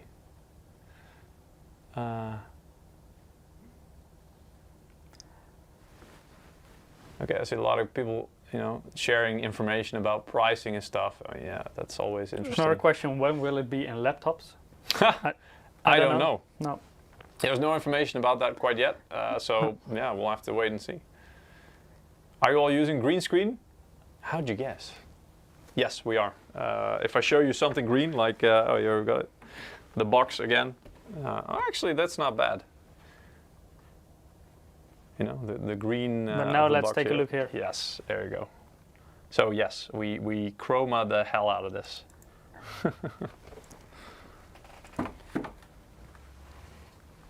It's never been so difficult to buy your products. Yeah, it does seem to be. There we go. Oh, geez. It does seem to be quite a challenge for some of the products, but I think the demand is just overwhelming. I mean, the supply should pick up, as it always does. It just takes a bit of time. So again, this is not new. This is not the first time this has happened. It's been this way pretty much for every launch I can remember. And it differs per launch how long it takes for things to for the supply to catch up with the demand. It also has to do with external factors, like Yes. if you have other products that also need a certain process to be manufactured on, like the chips. There's different companies fighting for basically space in the factory to make those chips. Possum is also saying 3060 Ti is 240 FPS territory. If you're talking about 1080p, yeah, probably. But it depends on the game, obviously. Yeah.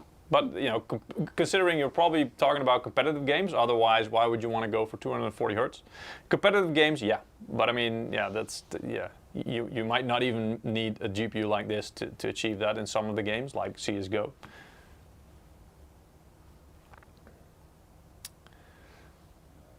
All right. So, who's ready to see some gameplay? With that card in front of you? I didn't do all the work to build a friggin' PC for this stream to not show you guys, right? I mean, I'm not letting you get away with that easily. So let me just put this GPU near Mike. Well, virtually near Mike, because Mike is obviously not actually here, as in not sitting next to me. I just disappeared. And he's gone. It's magic. And I'm going to try and move it up here because it is actually on this PC. So I'm going to try and do this without, you know, causing short circuits or whatever. And there's like cables hanging, so bear with me. But here we go.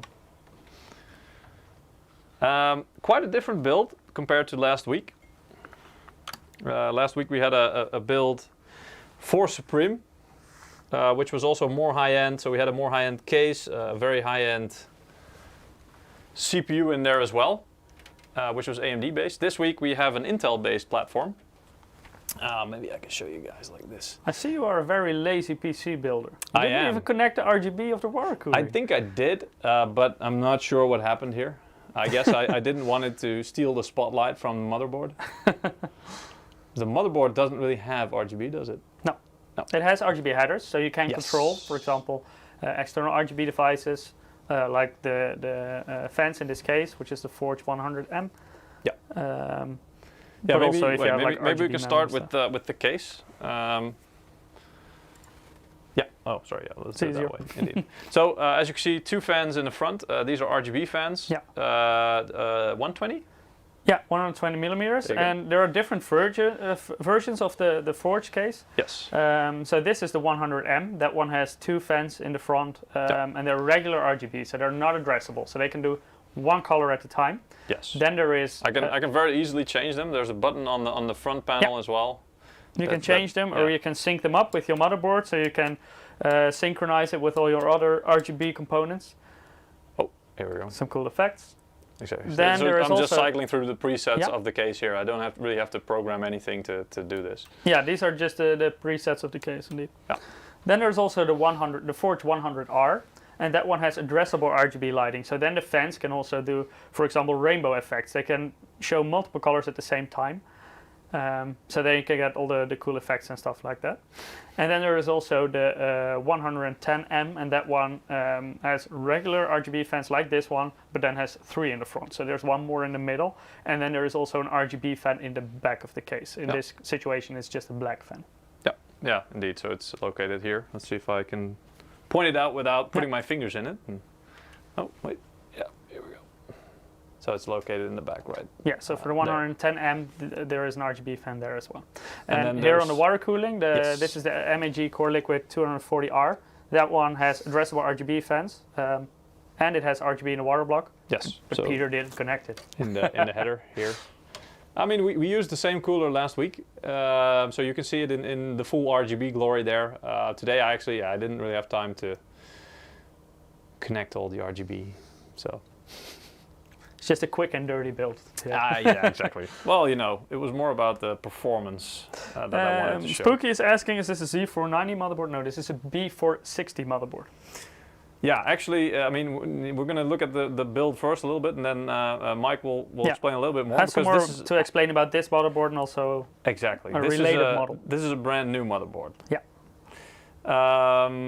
Yeah, so this case, it does have, it does provide plenty of space for a build like this. Even a 3060 Ti, as you can see, I could place even a longer card in here quite easily. Also, of course, I can fit. I think this is an ATX motherboard, so it is ATX, and that's pretty much it for this case. And also, it of course has. This is pretty standard these days, but it has the little compartment or department, whatever you want to call it, to put, for example, your power supply, which is in the back here. And potentially some other components like hard drives or stuff like that. Can you take the panel on the other side off? Then we can see it from the. I don't want to. Oh, you didn't do cable management? Huh? Well, the thing is, somebody was saying like, here we go, best cable management of the year. Let's keep it that way.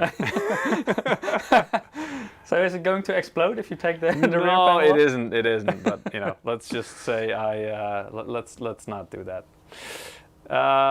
Anyway, because I think, there you go. I was going to say, you've got a visual there with all the components. So this build is, of course, running the 3060 Ti Gaming X-Trio. It's based on a B460 Torpedo motherboard, which is a brand new motherboard, only became available quite recently. And inside there is a i5 10400 processor. Spooky is talking about the memory speed. This is 2666. Correct. Because it's a Core i5 processor. Yeah. So if you have a Core i3 or a Core i5, you can do on a B460 motherboard up to 2666. If you use either a Core i7 or a Core i9, then you can go up to 2933. Yeah. And these are 4 sticks, each 4 gigs of RAM, so we've got 16 in total. If you want to go higher in memory speed, then you will have to go to Z490, for example. Yeah. And then we've got, of course, we already mentioned the case, the Forge 100M. And there's a power supply in there. The one that's in here at the bottom is the A650 GF, which is a 650 watt power supply. Yeah, 80 plus gold model. Exactly, which is more than enough for this build. And attached to that at the top you can see we've got the same monitor as last week, 1440p monitor, MAG. I can't read it from here. 27.4, so it's a 27-inch QRF QD. So it's the quantum dot one. Exactly, the quantum dot monitor for a nice color reproduction, and of course Quad HD because it's a 1440p build. Attached to that, of course, is the Vigor GK50 Elite keyboard, Clutch GM50 mouse, and Immerse GH50 headset. So yeah, it's a pretty nice build, and it's more than enough to run, for example, the likes of Watch Dogs Legion in 1440p. I think we can go back to the regular view. So question, why didn't we use the AMD 5600X? We switched it up a little bit. Last week, for example, we had an AMD-based build based on the 5950X even, right? So the 16-core one from the latest generation. Yeah. That was, of course, with the 3080 Supreme. Yeah, which is a very high-end card, of course. Now, as this graphics card is positioned a little bit lower, we also decided to go for a more mid-range build. Yes. So that's why we went with a 6-core Yeah. So Core a build, i5 10400. kind of a build that fits together. Like if you're looking to buy a 3060 Ti, you're more likely to be in the i5, maybe i7 segment, or like a bit more mid or upper mid range. But you're probably not gonna have an i9 or one of the 5950Xs that we had last week. And we tried to switch it up a little bit, so you will see different platforms and different streams. Exactly. Because some people, of course, prefer AMD, some people prefer Intel, so there's a little bit for everyone. Yeah. The backplate is made of plastic or metal. It's made of a graphene composite. So that means graphene composite means it's a mixture of different materials. Of course, there's plastic in there, but there's also graphene mixed in, and the graphene gives it a lot of strength. So that means it doesn't bend quite as easily. I've got it right here. So it's quite sturdy, way more sturdy than plastic, for example.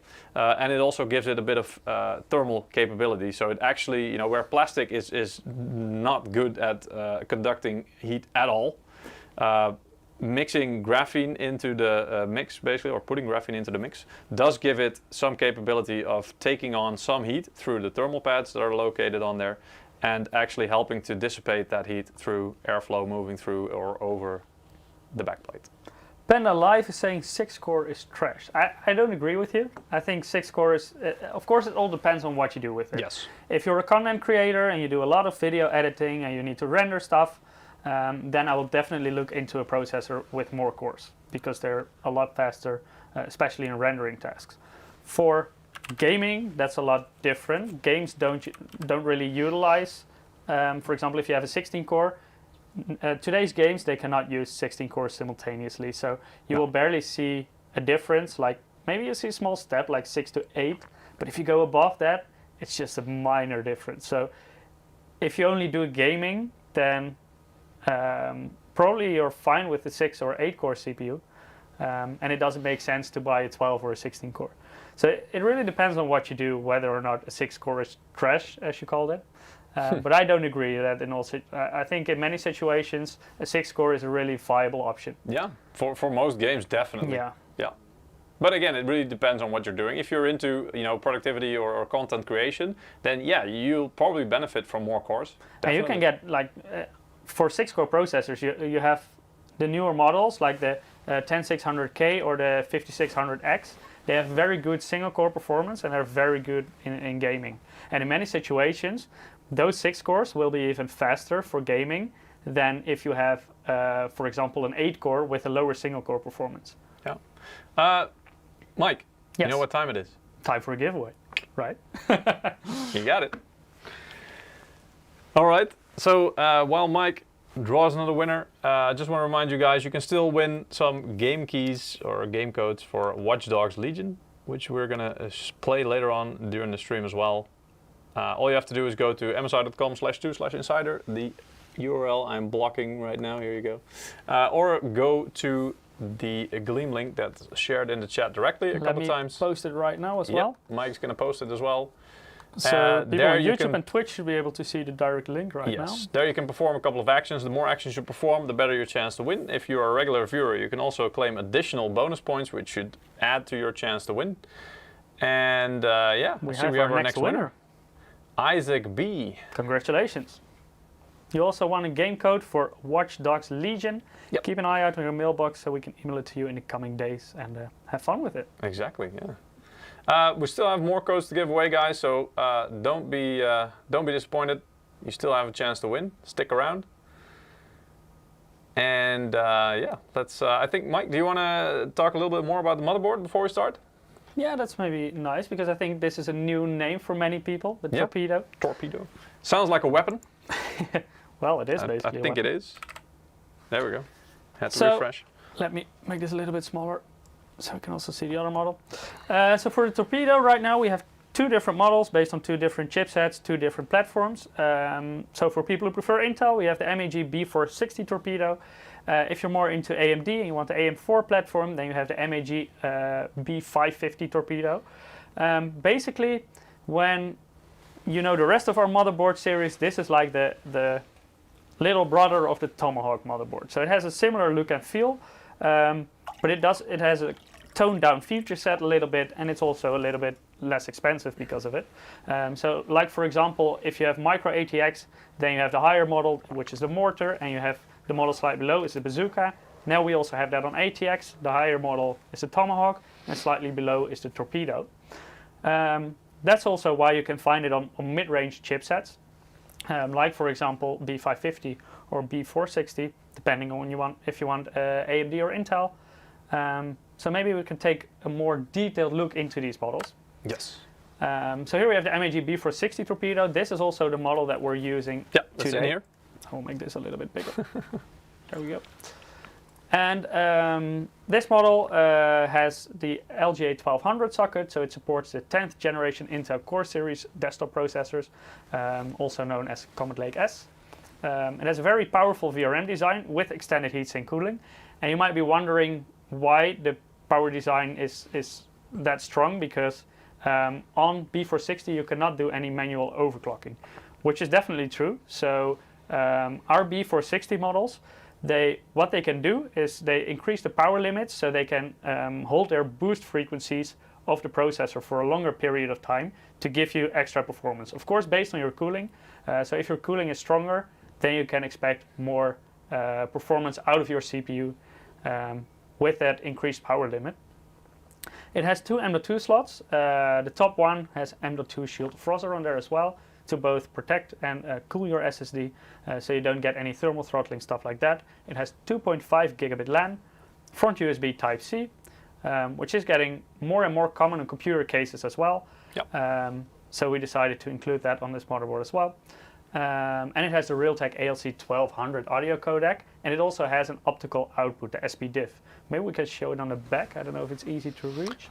I'm going to see if I can rotate this. So there you see all the connectors. So you also see your HDMI DisplayPort. Because, for example, like the Core i5-10400 we're using, it has integrated graphics. So you can also use the integrated graphics through DisplayPort and HDMI. Yep. And there on the audio, you see that with the little red light in there, that's the optical audio connection. Located right there. Yeah. It's a really nice motherboard, I have to say. And we have another torpedo motherboard. Yes, you do. I think you need to switch. There we go.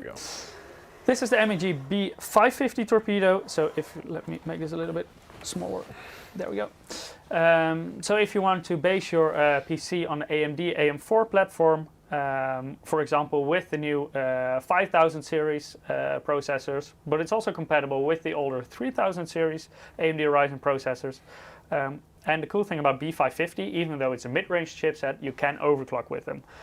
So here you get even more benefit out of that very strong VRM design with extended heatsink cooling. Of course, make a wise decision when you combine a CPU and a motherboard. This is quite an affordable model.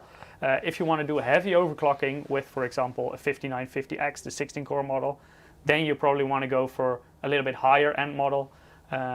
But for example, if you're going for a 6 or an 8-core processor like a Ryzen 5 or Ryzen 7, then this is a great choice to combine it with.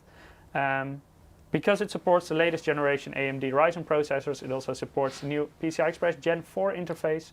It has two M.2 slots. The one on top is a Gen 4 slot, the one on the bottom is a Gen 3 slot, and the Gen 4 slot also has M.2 Shield Frozr cooling. It supports 2.5 gigabit LAN. This model also has a pre-installed I/O shield. So you cannot lose it anymore. You cannot forget to put it in your case anymore. So really convenient, I think. I really like that feature. It has a flash BIOS button, which means you only have to plug in your power supply, so your 24-pin and your 8-pin power connector, and a USB drive with the right BIOS file. You just press the button, wait a couple of minutes, and you can flash your BIOS. So you don't need a CPU, you don't need memory, you don't need a graphics card installed. So for example, if you want to upgrade to a later generation and you don't have the right BIOS installed on your motherboard yet, you don't need to borrow, for example, an older generation CPU to flash your BIOS first. You can just do it yourself using a USB stick and a power supply, basically. Yep. Also, USB Type-C front connector again. Getting more and more convenient. You see it in more and more cases, and of course, in more and more USB products as well, for example, external drive, stuff like that. This connector is getting a lot more mainstream recently. Of course, also phones use it.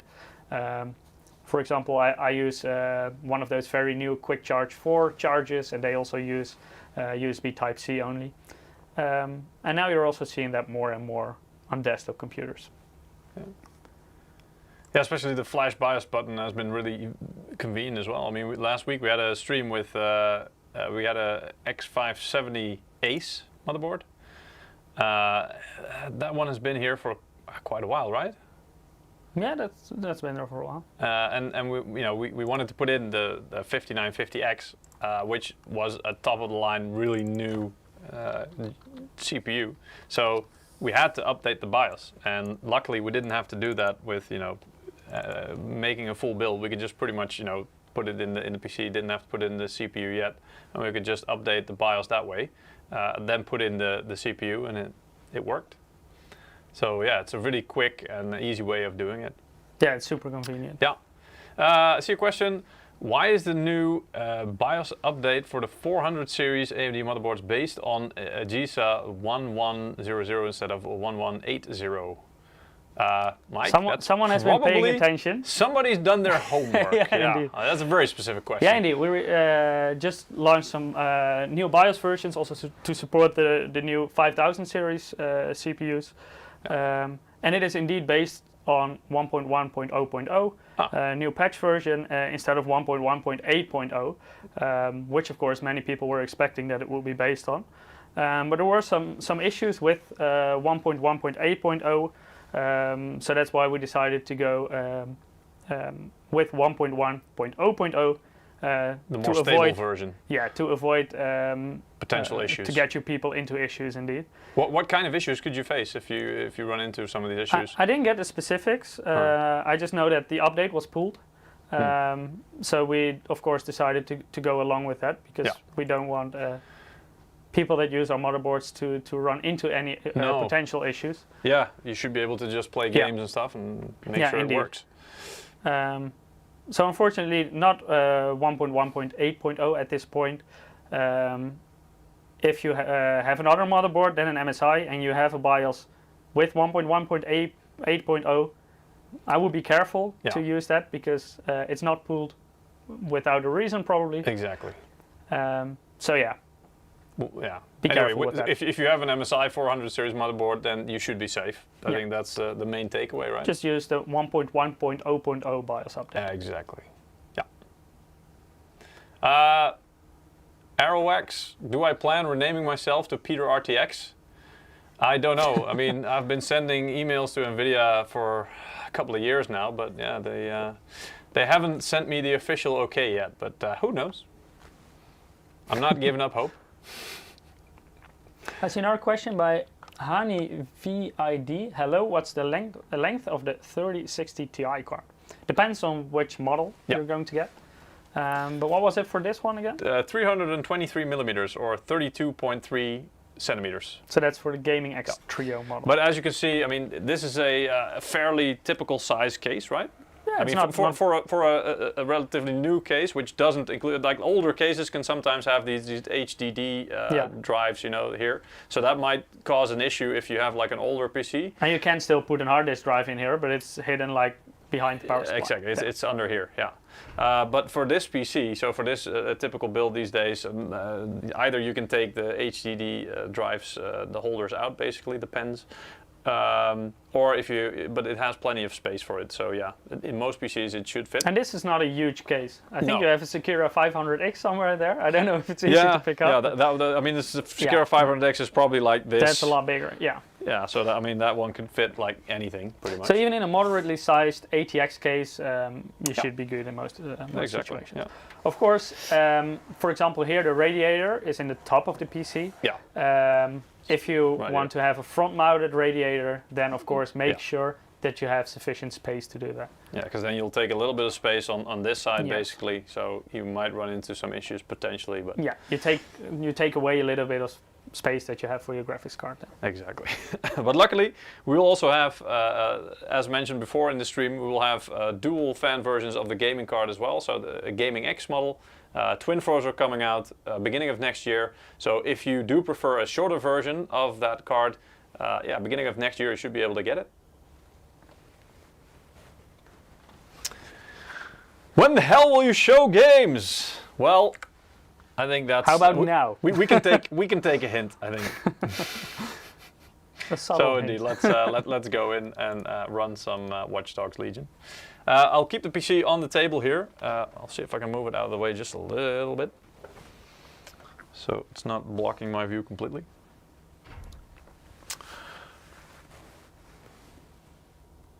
Would you pair a 3060 Ti? I'm mixing up numbers all the time. 3060 Ti with an Ryzen 5 3400G. Yeah, does sound like a feasible mix. Of course, it works fine. Yeah. But I would personally recommend to go with a desktop CPU instead of an APU. The 3000 series APUs is not based on, for example, Zen 2 architecture. It's still Zen Plus. So that's like the 2000 series desktop CPUs, AMD Ryzen. It also only has 8 PCI Express lanes, and they're only Gen 3, of course.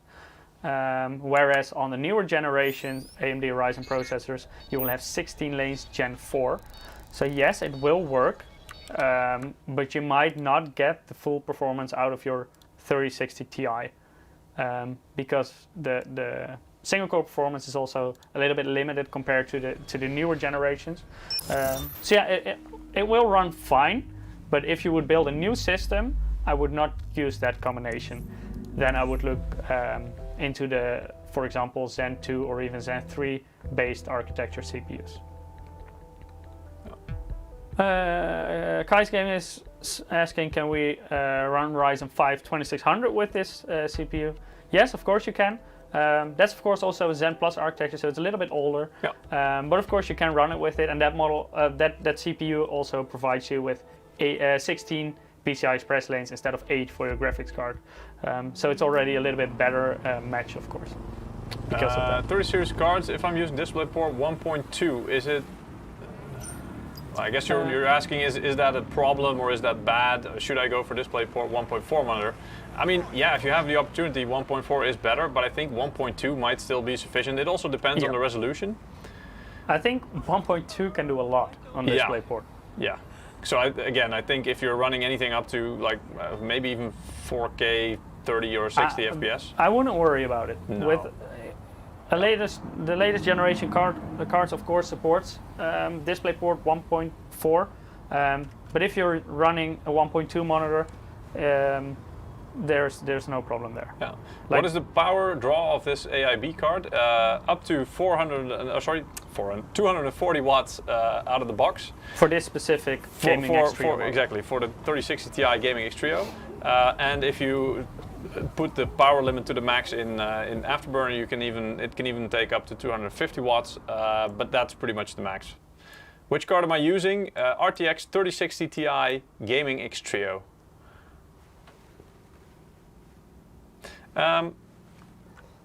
Please let me know, by the way, if the audio is okay, if you can still hear us properly. Exactly. I'll show you guys the settings I'm using as well. So as you can see here, it also will say it's a 3060 Ti, so you know I'm not, there's actually a 3060 Ti in here. We're not using a different system behind the scenes. Resolution 1440p. Everything else is on pretty much on auto. I didn't change this. VSync of course is off. FPS limit off. Monitor refresh rate. I think it just matches the monitor refresh rate, which in this case is 165, or at least it's trying to achieve that. And the top right, by the way, you can see the OSD, or the on-screen display for Afterburner. And as you can see, it is indeed trying to maintain in the menu an FPS of 165 to match the output of the display. Sherko Gaming is asking, is MSI based in the Netherlands? Well, our headquarters are based in Taiwan, so in Asia. Most of our factories are based in China, but we have offices all around the world. Ladios is asking how are the fan noises, silent or normal? In this card, they are quite silent. I mean, you can find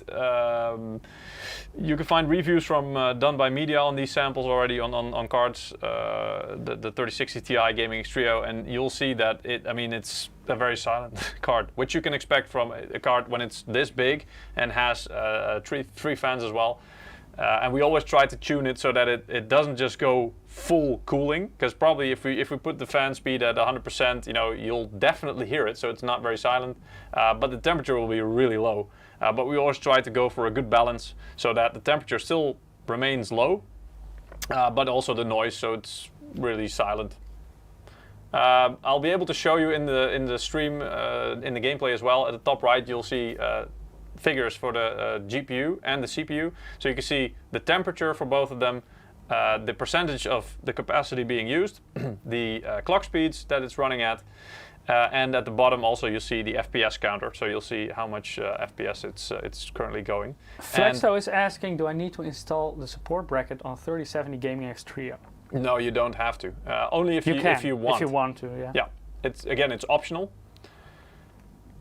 I noticed you said Taiwan, not Taipei. That's right. Is the capital of Taiwan. Yes. And indeed, our headquarters are located in Taipei, which is in Taiwan. Exactly.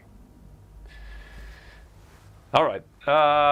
So going through the settings, I think we've got the same settings as last week. Pretty much the optimized settings, also done by the guys at Hardware Unboxed. They do great guides for games like this to still have the visual quality, but also win a lot of, up to about 25 or 30 or sometimes a lot more even FPS.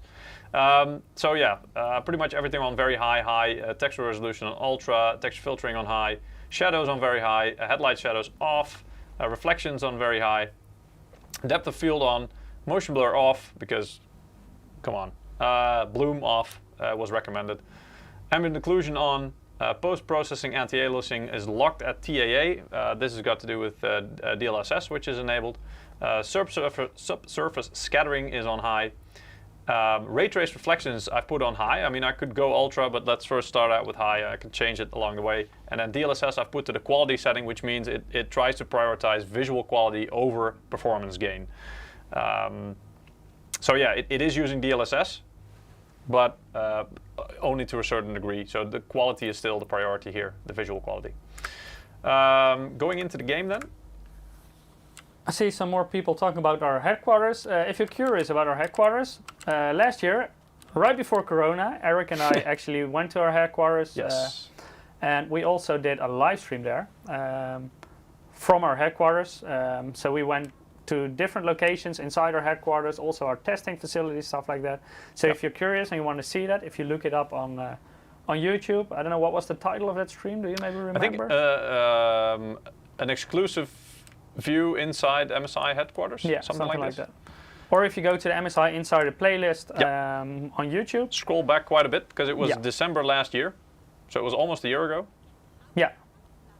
And you should have they made movies inside multiple testing facilities and development facilities. They spoke to some of the colleagues at our HQ who are at that point working on new products. So it's really like an exclusive inside view of our headquarters. Let's see if I can borrow this car, or van rather, because I want to go to a different area. Let's see. Something that looks a bit better. I also saw someone from the Netherlands who is interested in working for MSI. You can always apply for a job. Yeah. So make sure to check our website, and there you should be able to find vacancies. Yeah, exactly. Let's see where we want to go. Let's see, maybe I want to go to the Houses of Parliament, to Big Ben. See if it's still there. Oh yeah, you have to drive on the left side here, don't you? It's just London. But as you can see, it's sailing along pretty smoothly. Again, I also just downloaded the drivers earlier today because the drivers just became available. So it's a fresh install.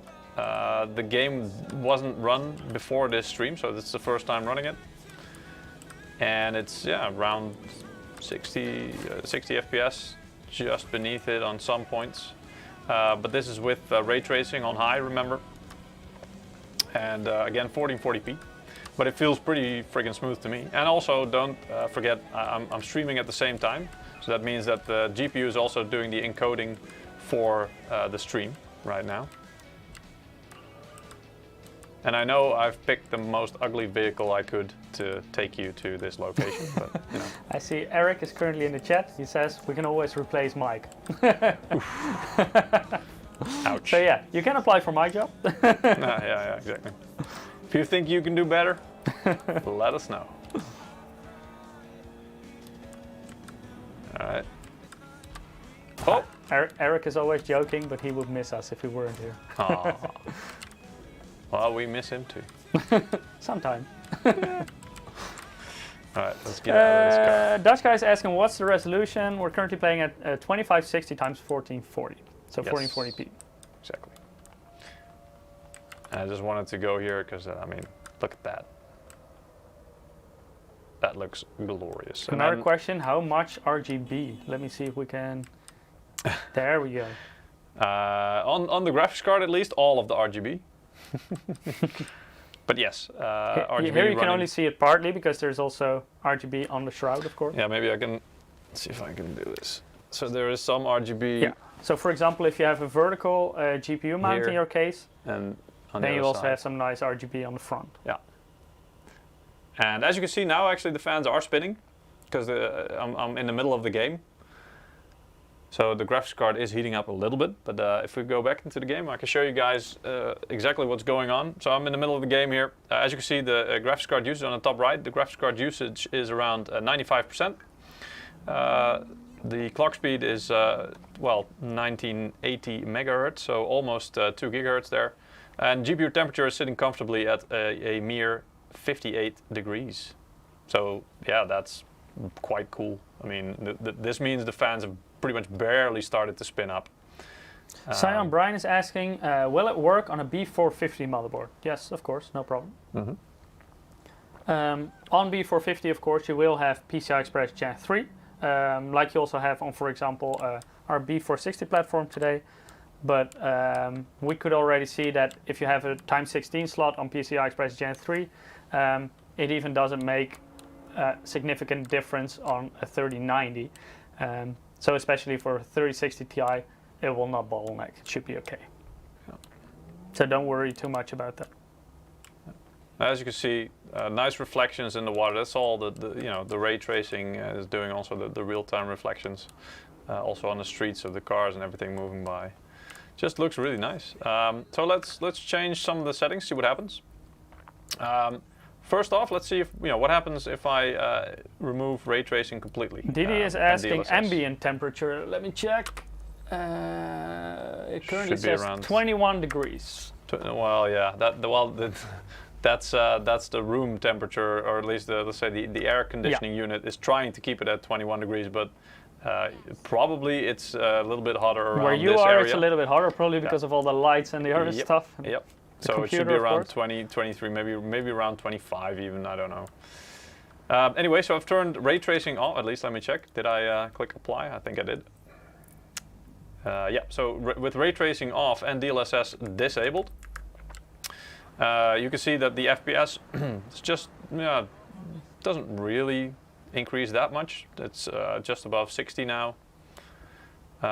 But the visual quality, I mean, yeah, there's no real-time ray traced reflections anymore. There's just screen space reflections and other stuff going on. The game still looks pretty nice, of course, but you are missing that real-time ray tracing. Benjamin is asking, are you guys running a Ryzen 5 5600X? No, we're currently running a Core i5-10400 CPU. Yeah. Let me pull up the specifications. Here in the side of the car, for example, those windows, you can really tell that these are, the very basic reflections. There's not real-time ray traced. Bomber is asking what the refresh rate is of the monitor we're playing on. I believe it's 165 Hz, right? Yes, yeah. Correct. And now I'll put it on Ultra. And oh wait, let's just first do only ray tracing, no DLSS. Now there's way more detailed reflections on the car. So as you can see, all the building, for example, is being Brian is asking, is a 650 watt power supply good enough for that card? Yeah, definitely. We're currently running this on a 650 watt. It's perfectly adequate. Yeah. Of course, depends on what exact unit you have. Yeah. But if it's a good unit, yes, 650 watt is no problem. Yeah. And as you see now with ray tracing enabled and on ultra, even the ultra setting, without any DLSS, you do drop down a bit. So it's down to 45, 46 FPS now. But I mean, yeah, DLSS does do a really nice job at increasing FPS, and you've got the quality setting, which is still prioritizing the most of the visual quality, and you've got different settings, for example, performance, balanced, or ultra performance. First, let's go for quality and see how that increases the FPS. So we now jumped from 45, 46 to over 60, which for this game is really playable. And if we put it a bit more aggressive even, and again this is with ultra ray trace reflections, if we put it to balanced. By Jazz is asking, is a Core i5 10600K plus an RTX 3060, I think you mean Ti, Gaming X Trio, a good combination? Yes, I think that's actually a very nice and balanced combination as well. Yeah. So now we went from just over 60, like 61, 62 FPS to 66 already. This was the balance setting. Having it on an even more aggressive setting, like this is the most aggressive one. Honestly, I do think that there's some visual impact if you choose that setting, but you do get a bump of about 10 FPS over the balance setting. So it does provide a trade-off and then some nice FPS gain if you need it. Then if I disable ray tracing, so now I've only got DLSS on, and I get over 80 FPS. This again is in the DLSS Ultra performance setting. So if I go for quality again on this one. Costa's asking, Core i5 9600K and an RTX 3080 Gaming X Trio, how much will it bottleneck at 1440p? Depends a little bit. If you put everything to the lowest settings and if it's not a very demanding game, then your CPU might be a little bit of a bottleneck, but a Core i5 9600K is still quite a decent CPU, I would say, so it won't bottleneck too much. If you're going to play more demanding titles, more GPU intensive titles, then you should be quite okay. So higher settings, then the CPU will not bottleneck as fast. Kuzi is saying all my components are from MSI except power supply and RAM. Well, we've got power supplies now too. RAM, not yet. Maybe in the future. Yeah, who knows? I mean, we've been expanding with our product line, so never say never. Exactly. Maybe vacuum cleaners in the future as well.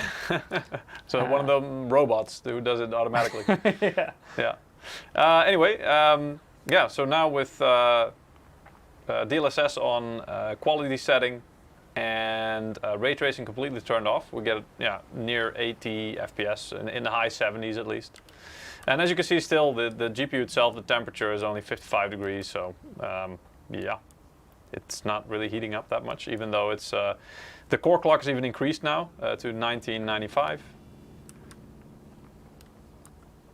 So as you can see, that's the core boost, GPU boost mechanic at work. It will dynamically try to see how much room it has left, both in terms of power usage or power target and temperature. And if it notices that it does have some headroom left, it will boost the speeds up a bit higher. Capital YouTube is saying MSI stove and I'm sold. Indian is asking, what is the least powerful CPU we can use with a 3060 Ti not to bottleneck the GPU? Oh. It depends very much on what you do. On the setting. Yeah. It depends on the resolution. It depends on what kind of games you play. It depends on if you want to play it at low, or do you want to play it at ultra. Yeah. Basically, the more demanding the game becomes for your GPU, yes, the less of an issue, the less of a bottleneck your CPU will be. Yes. It's mostly with high frame rates, so high frames per second. For example, in competitive games. If you want to play Rocket League, Counter-Strike, stuff like that on 1080p with low settings, then your CPU will become a bottleneck way faster than if you want to play in 4K with ultra settings. Yeah.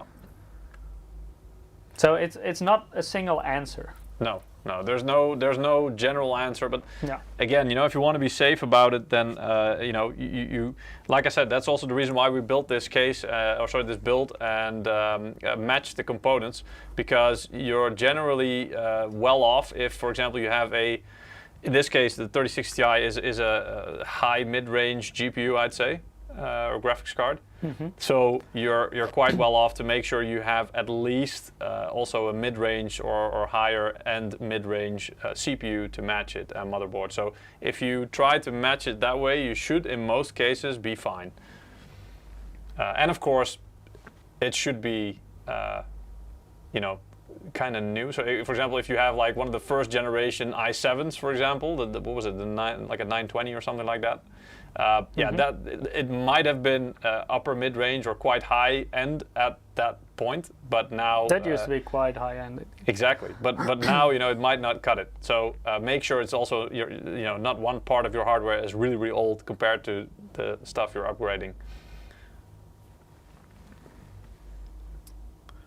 How is the visual difference? How do you mean exactly? I mean, when I change settings, of course, I notice visual difference. And like I said, DLSS, I prefer the quality setting. It does give you quite a bit of FPS gain, but it doesn't really impact the visual quality. If you go for ultra performance or performance settings, everything looks a bit more smudged out, to me at least. Not sure if that really comes across during the stream. And for ray trace reflections, I think high is plenty. You do get the real-time ray tracing effects, and it doesn't impact your performance that much. And the visual quality is also maybe a bit hard to see through stream, because there's a certain limit we have on the bit rate that we can use. Yeah. So at a certain point, it doesn't look prettier anymore, basically, because you're bottlenecked by the stream. Yeah. 3060 Ti can run games in 4K. Yes, it can. It really depends what games. The card is better for 1440p resolution. 4K it can do, but you might have to make some concessions in terms of visual quality to keep it smooth.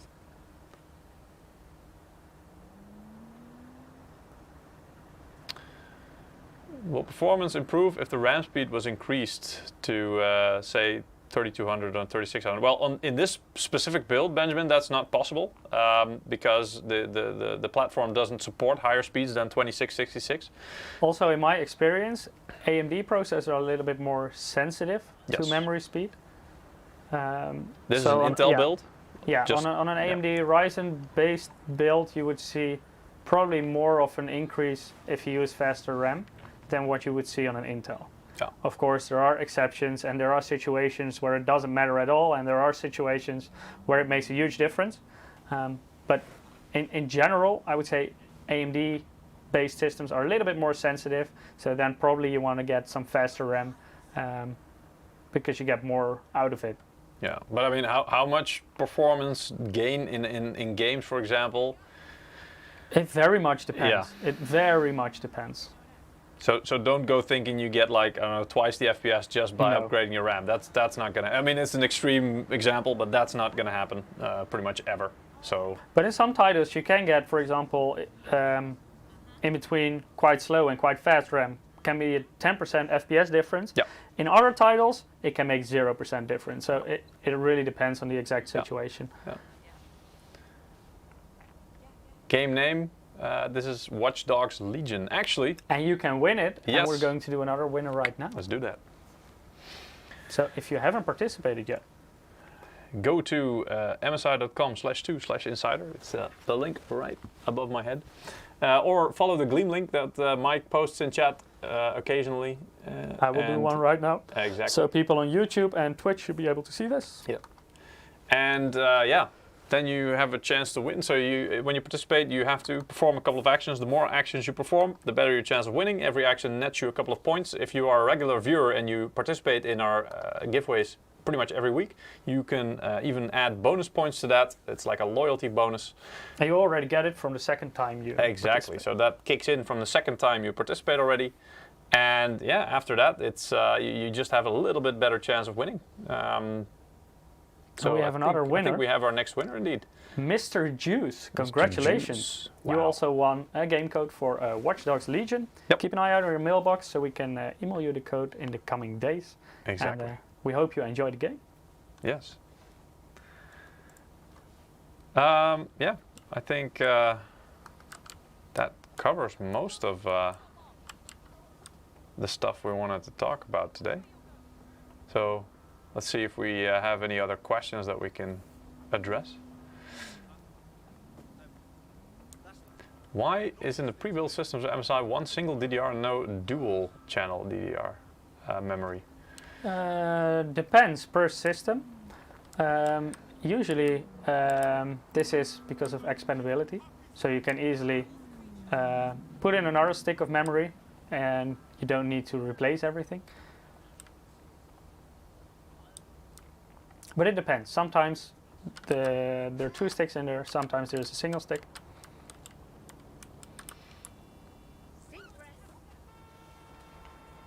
Oh, looks like I got spotted by somebody. No idea what I did. Maybe tried to hijack that car or something. I don't know. Anyway. Bomber is asking, can we expect an updated version of the MEG X570 Unify in the future? This is the most beautiful board. It deserves to be also always improved and stay on top of the line.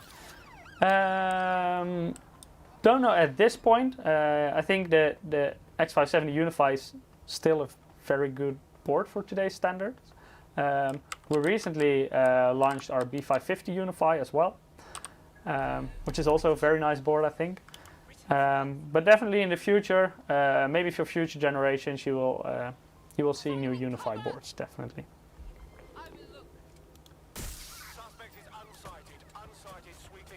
Unify is actually one of my personal favorites as well.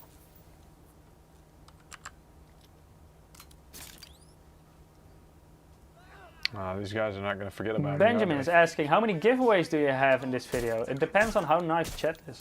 If you're nice, we have more giveaways. Exactly. That's it. Come at me one at a time. That's how I like them. Anybody else? Ooh. Ashton Davis is asking, will the MSI Infinite X Plus pre-build be bottlenecked if I upgrade to 3080? It runs a 9th gen Intel Core i7. That's still a pretty good CPU, so I think in most situations you should be okay. Make sure your power supply is strong enough. I don't know from the top of my head what's in there, but for 3080, a 750 watt or higher power supply is recommended. But the 9th gen Core i7 is quite an efficient CPU. So if you're not going to overclock too much, you could perhaps do with a little bit lower as well. But again, 750 watt is recommended power supply.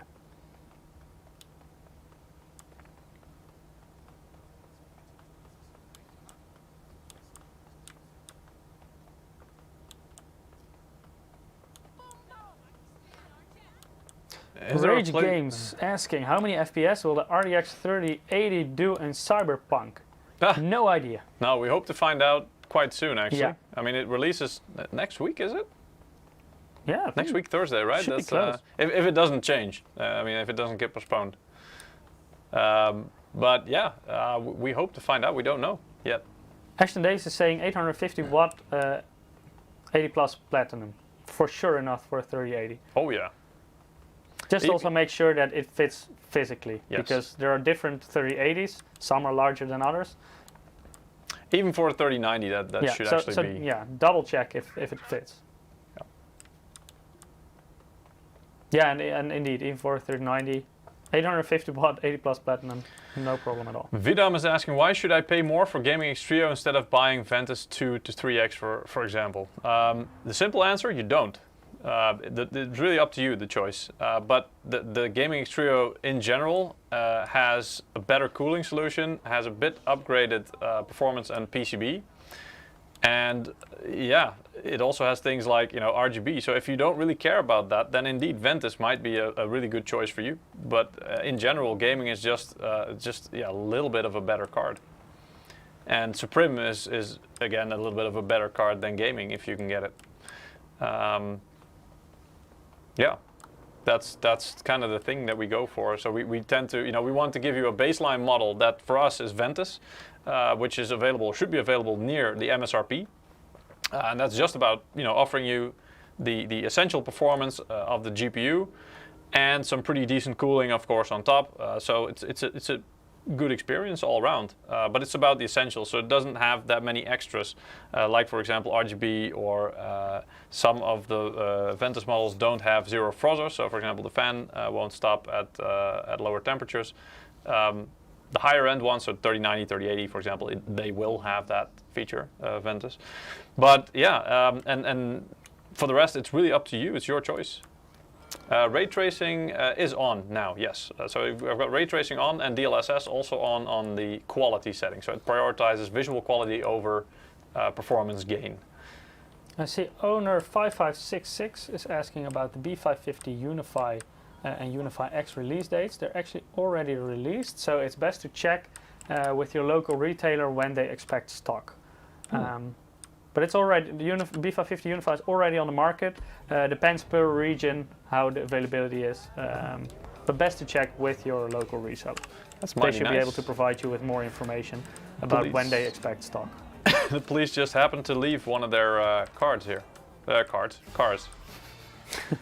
Oh, there's like something like a remembrance thing going on here. Somebody's being, or people actually being honored. Like a protest, maybe even. I don't know. Anyway, it's a pretty nice looking car, this. Better than the van I was driving up in before. I'm gonna toggle the sirens. Get out of my way. It's a fancy police car. It is, yeah. Well, that's what you get in the games. Oh, it's the other police car going, oh, that guy looks like he's in a hurry, so I better get out of the way. I fooled them. Well, you know, I'm running my siren, so they will... Arvin's asking 3060 Ti or 3070 for 1440p. Both are very capable cards for 1440p. Of course, 3070 is a little bit faster and a little bit more expensive, so it's up to you. Yeah, but indeed both are solid options, solid choices for 1440p. If you want to play more demanding titles, then it might be worth it to invest in an upgrade to the 3070. If you're playing mostly esports titles, then 3060 Ti will be perfectly fine, even on high refresh rate as well.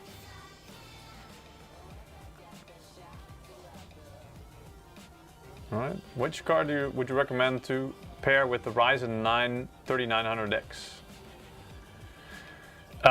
It depends on what games you play, the resolution you play it on, and the FPS you're shooting for. But if you want us to give you a suggestion of, you know, what is the best fit based on its based on the positioning, for example, I guess it would be yeah. What would it be? 3070? 3080? Like 3090X is quite high end. I would think you need 3070, 3080, depending on your resolution. Yeah. Again, if you want to go 4K, if you're gaming at 4K, it's going to be 3080, of course. 1440p, 3070 should be okay. And that should be a really solid match.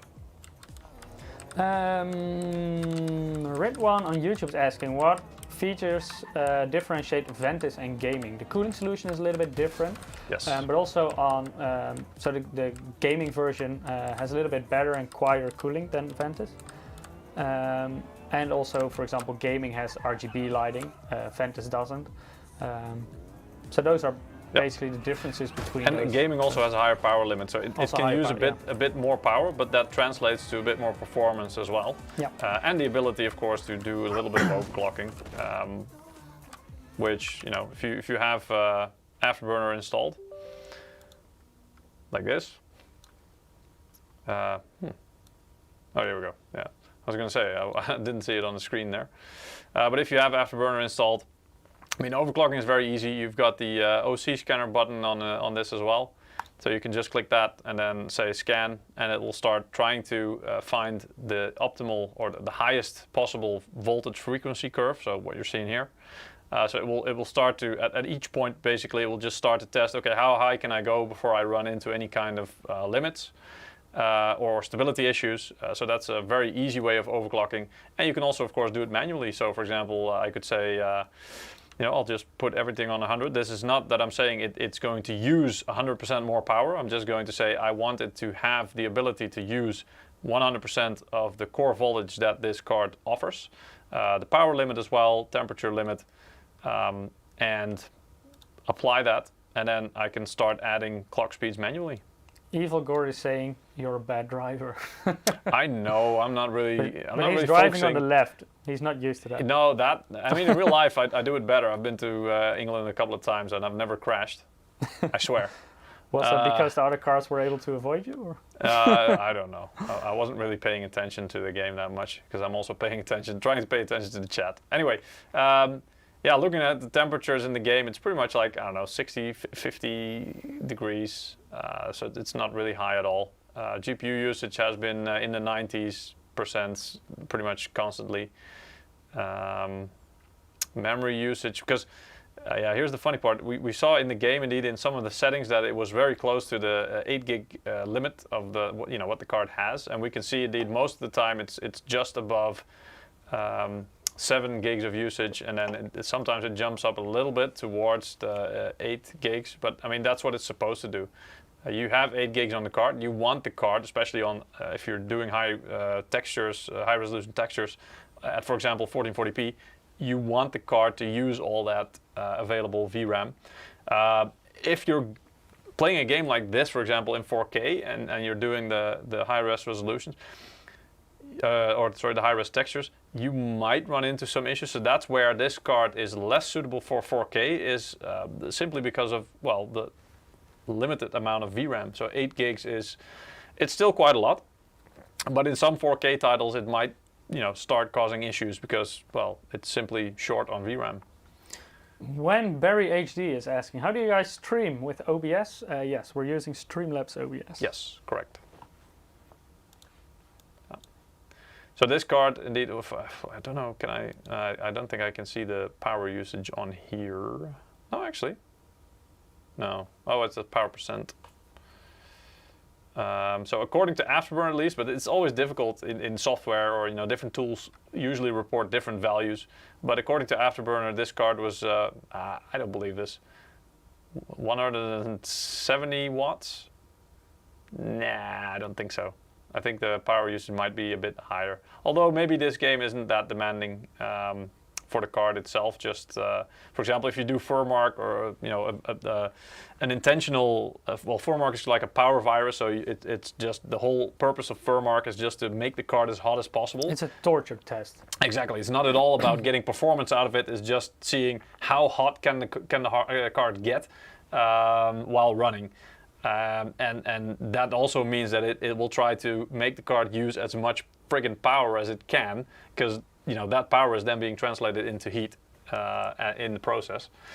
So there you might be able to get like up to 240 or 250 watts of power usage. But yeah, during general gameplay, it also depends on the game. Yeah, I think that's pretty much it. I'm not a 60 FPS gamer. Well, again, it really also depends on the resolution. Does MSI have a 140 Hertz monitor?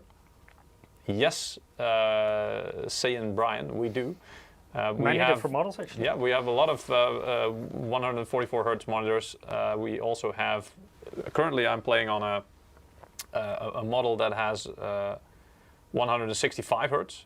We even have, I think, one model coming up which can go all the way up to 360 hertz, which is quite a unique monitor as well, with G-Sync support.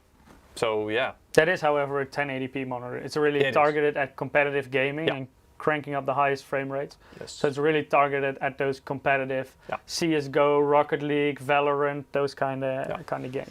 I can maybe show you guys one, because I see some people asking about it. One stress test. I think I'd better quit the game though before I do that. Otherwise, I'll have multiple processors running, and that's not gonna see, or it's not gonna let us utilize the full performance.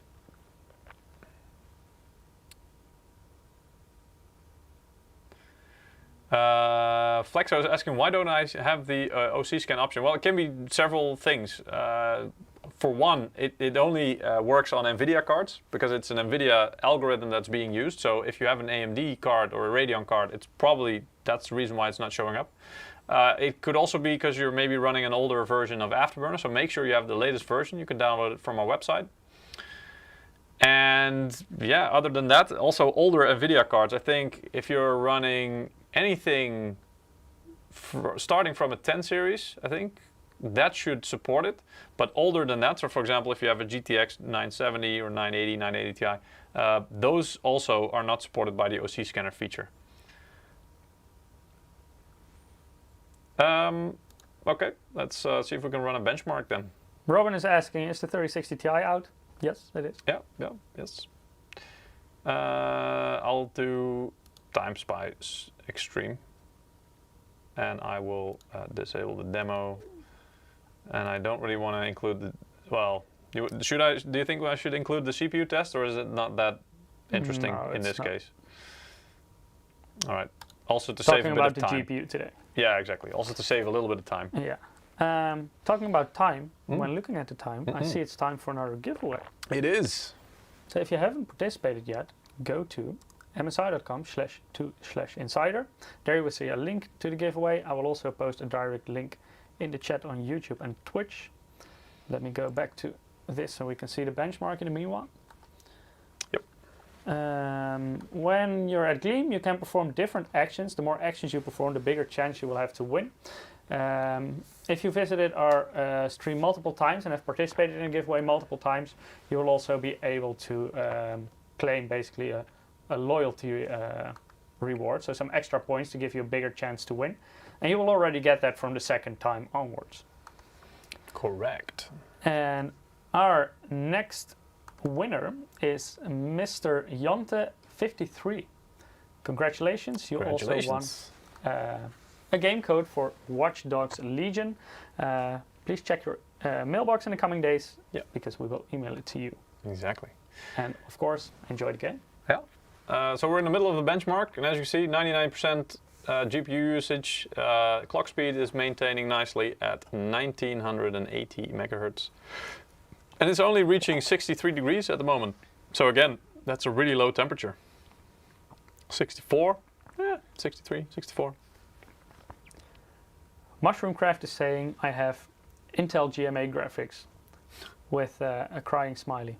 You can still run Minesweeper with perfect steady 60 FPS. Yes. No problem. Yeah. So at least you have that. Yeah. Which is nice. Nishant is asking, is this a single or dual PC stream? We always have a dual PC stream. So although the PC here is indeed encoding the signal for the 4040p, for what you're seeing basically, it is encoding it and then sending it to the PC, which is located where Mike is sitting. And the PC that Mike is sitting near is what we call the director right PC. Here is broadcasting basically. Yep, exactly.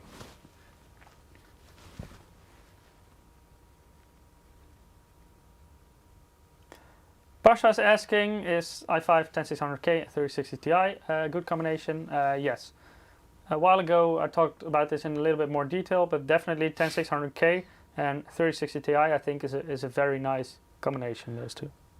Mushroomcraft is saying 35 FPS. I thought you get about like 150 FPS. Well, in not in 3D Mark tests like this. Yeah, no. in Time Spy Extreme, which is aimed at 4K performance. Yeah, no. This is very demanding. Yes, that's the whole point. I wanted to really throw something quite heavy workload at the GPU, at this graphics card, to show you how it performs when it's really being stressed out to its max. So you can see even the GPU clock speed is dropping a little bit now to down to 1950, 1935 I just saw there. And that's not because of the temperature, that is because of its power limits probably, so power voltage curve. So it's trying to maintain stability. It's just the algorithm, the GPU boost algorithm from NVIDIA doing its job. The graphics score, 5707. And again, this also, don't forget, this graphics card at the same time, the graphics card is also encoding the stream image, so it's doing a double job basically. So that will impact performance just a little bit, but that's pretty much pretty good performance. Matthew is asking, what's the power limits like? Can you show GPU Z? Well, the power limit of this specific card, so the 3060 Ti Gaming X Trio, I can and I will. Let me just get it. 240 watts. So that's the maximum power limit you will get with this card. Let's get it real quickly, because this is a really small application and it's not that big of a deal to download it quickly for you. And in the meanwhile, I will show that very nice graphics card again. Yep. Let me quickly read the chat. Can I pair a 3060 Ti with a Ryzen 5 3600? Yes, you definitely can. Will it bottleneck? Of course, depends on your usage, but a Ryzen 5 3600 is quite a good CPU, so it should be okay for a 3060 Ti in most situations. Yep. Let's see. Where can we read that out? Well, anyway. Captain 08 is asking, are you streaming using NVIDIA Shadowplay? No, we are not. No. We are streaming using something called NDI tools. So that basically doesn't use for example, not HDMI capture or something like that, which is quite common. This uses basically it encodes the signal into something that's being broadcast over LAN connection, over UTP. Yeah, we're capturing over the network, and that's going to the streaming PC that's currently next to me. Yep. And then with Streamlabs OBS, we're broadcasting. Exactly. Yeah. So I've pulled up GPU Z for you. And here you can see the boost clocks. I'm trying to see. Open this up. Sorry, yeah. There we go. It is quite small though, so I don't know. Can I scale this up? No, I'm not sure. Again, it's because I'm using this 4040p resolution, so this might be really, really tiny for you guys. But yeah, the boost clocks here, the memory clock. So boost clock is up to 1830 megahertz. I can pull up the sensors for you, so you can see the power draw. Wait, and stuff maybe like I can fix this. Let me try something. No.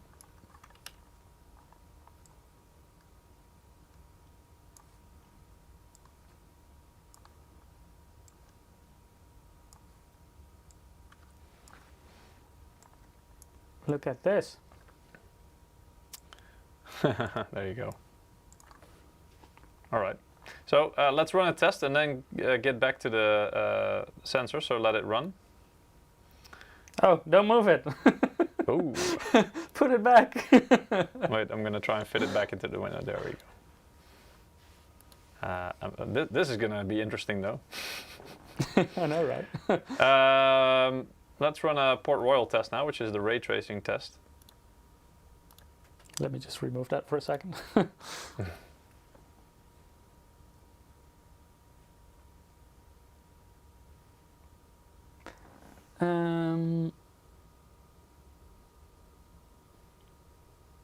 Yumko is asking, any difference in megahertz from the Founders to this card? Yes, this one is overclocked out of the box compared to the Founders edition. So it should run at some higher GPU clocks. I don't know off the top of my head what the Founders edition clock speed is. But it should probably be somewhere along the, 1700 megahertz range.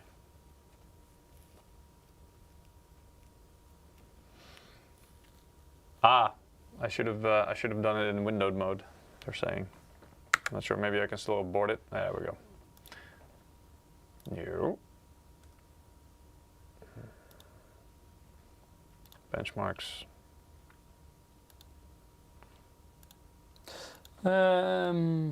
Very Originals asking, can you please go through the difference between the 2 and the 3 fan units? Right now we only have the Gaming X Trio model right here, unfortunately, so we cannot demonstrate a 2 fan unit. But the main difference you can expect is the 3 fan units compared to, for example, if you compare the regular gaming to the Gaming X Trio, the Gaming X Trio will run slightly cooler and slightly quieter than the 2 fan model. Same goes if you compare, for example, the Ventus 3X to the Ventus 2X. The 3 fan models have slightly more cooling capacity, basically. Can you see if we can Yep. see the GPU-Z? Because I did There move we it. go. I'll try move it back into there we go, into the center. So as you can see, the test will run in the background, and then we should be able to see real time the sensors, so the information. For example, so the power draw, I think. Yeah, that should be the total, right? Yeah.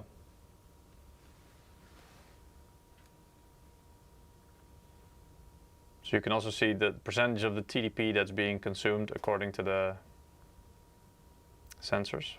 So now it's going up to 90%, 88, which means, well, as you can see, the power draw for the board is just above 200, to 12, to 19.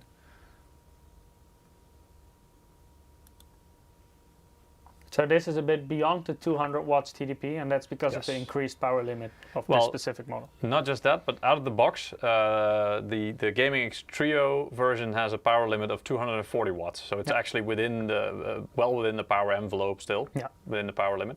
But it goes beyond the 200 watts that you might have seen with 3060 Ti. Yeah. Benjamin is asking, is 3D Mark free? There is a free version. And there is also like a premium version with more options, so you can manually set more different settings.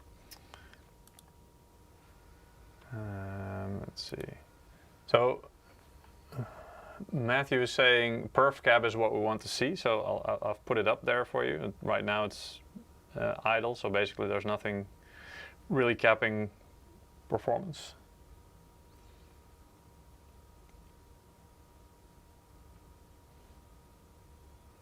Julio is asking how many codes are already given away. That's a good question. Let me check. Oh, I think 5 or 6.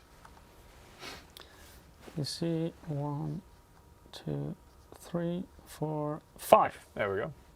So let's just say we give away 1 or 2 more. Sounds like a plan. Depending on how well chat behaves. Exactly. If chat is very kind, then we will give away 2 more codes. If you're naughty, only 1.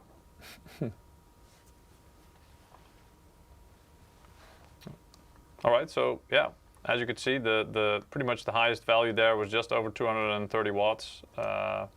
Maybe even, I don't know where I can see, show highest reading, here we go. The highest was 237 watts. And that's total power draw, so that's quite near the 240 watts power limit. And yeah, it's port royal, so the graphics card score there now is 6,650. So we're not power limited, not temp limited. What is limiting the clocks? It's basically the GPU boost. So it's like, you know, the algorithm running in the background of the NVIDIA drivers and firmware, which is deciding dynamically, you know, how the clocks are being managed. And this can be changed by, for example, you know, the way you can change that if you think it's too low, or you can try to change it, is by overclocking. One of the easiest ways, again, is just by using the OC scanner feature, which will automatically try to determine it for you. Or you can do it by manually overclocking. And yeah, that is a game in and of itself for a lot of people, just to see, you know, how high they can get the overclock before it loses stability, which you can then also use in games, for example, and will net you a little bit of performance gain at the cost of just a little bit more power usage, and of course having to spend a bit of time to figure out and test which clock speed will run stably. But yeah, pretty solid card indeed. How does this compare to the 2080? Alexander is asking. It blows it out of the water completely. Earlier on we showed the comparison with for example, the 2080 Super and the 2080 Ti, and in both 1080p and no, actually, I think in any resolution. Yeah, exactly. In all three resolutions, yeah, it's in between the performance of the 2080 Super and the 2080 Ti. Yeah. So there you go. But it's much faster than a 2080 actually. How long has the stream been going? Almost 3 hours. So I think we're gonna do a giveaway, and then I think we might just call it a day. Call it a day, indeed. What do you think? So has chat been good enough to have 2 codes? Or I think so. I've seen a lot of interesting questions and some really good remarks. Yeah. So yeah, I like them. Let's give 2. I like chat today. So yeah, 2 more codes. All right, guys, you ready? So last chance of the day to win some Watch Dogs Legion game codes. So while Mike does this, I'll still repeat the way you can win, which is to go to msi.com/2/insider and there click the button of participating into the giveaway, or click the Gleam link directly, and then you have to perform a couple of actions. The more actions you perform, the better your chance of winning. And for those of you who are regular viewers of our stream and also participating in the giveaway pretty much every week, you have a loyalty bonus that you can claim, which provides you with additional points, which translates to a better chance of winning.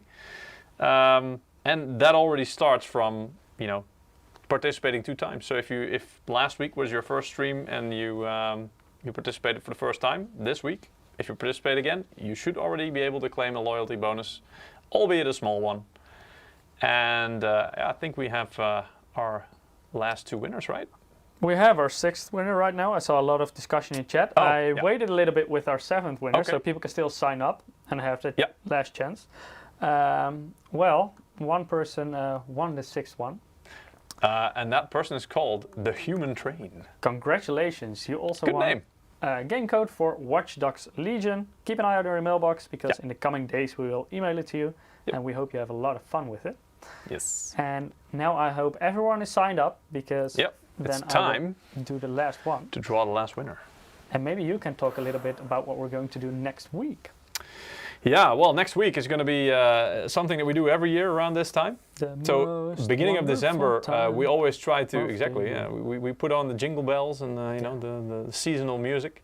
Excuse me for bad singing. Exactly, like yeah. Put some fake snow on our desk, put on all the lights and stuff like that, and like package some boxes in some nice wrapping paper, because we're going to let you know all the best gifts, so the gift guide basically for the holiday season. So all the best products that we are suggesting or want to highlight to you guys for the coming holidays. So it's going to be Santa's 2020 gift guide for true gamers.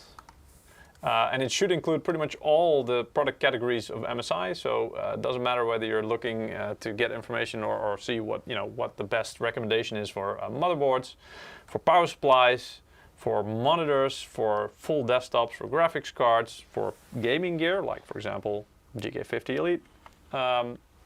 You'll find that out next week, and we'll give it a merry theme about it. We have our last winner for today. We usually take out our Santa hats and stuff like that. Anyway, we'll we're try already and make playing it fun. Santa a little bit right now. Yeah, so let's do our last winner for today. All right. Before we close it off. This one's for you. Okay. Congratulations, Anime Tina.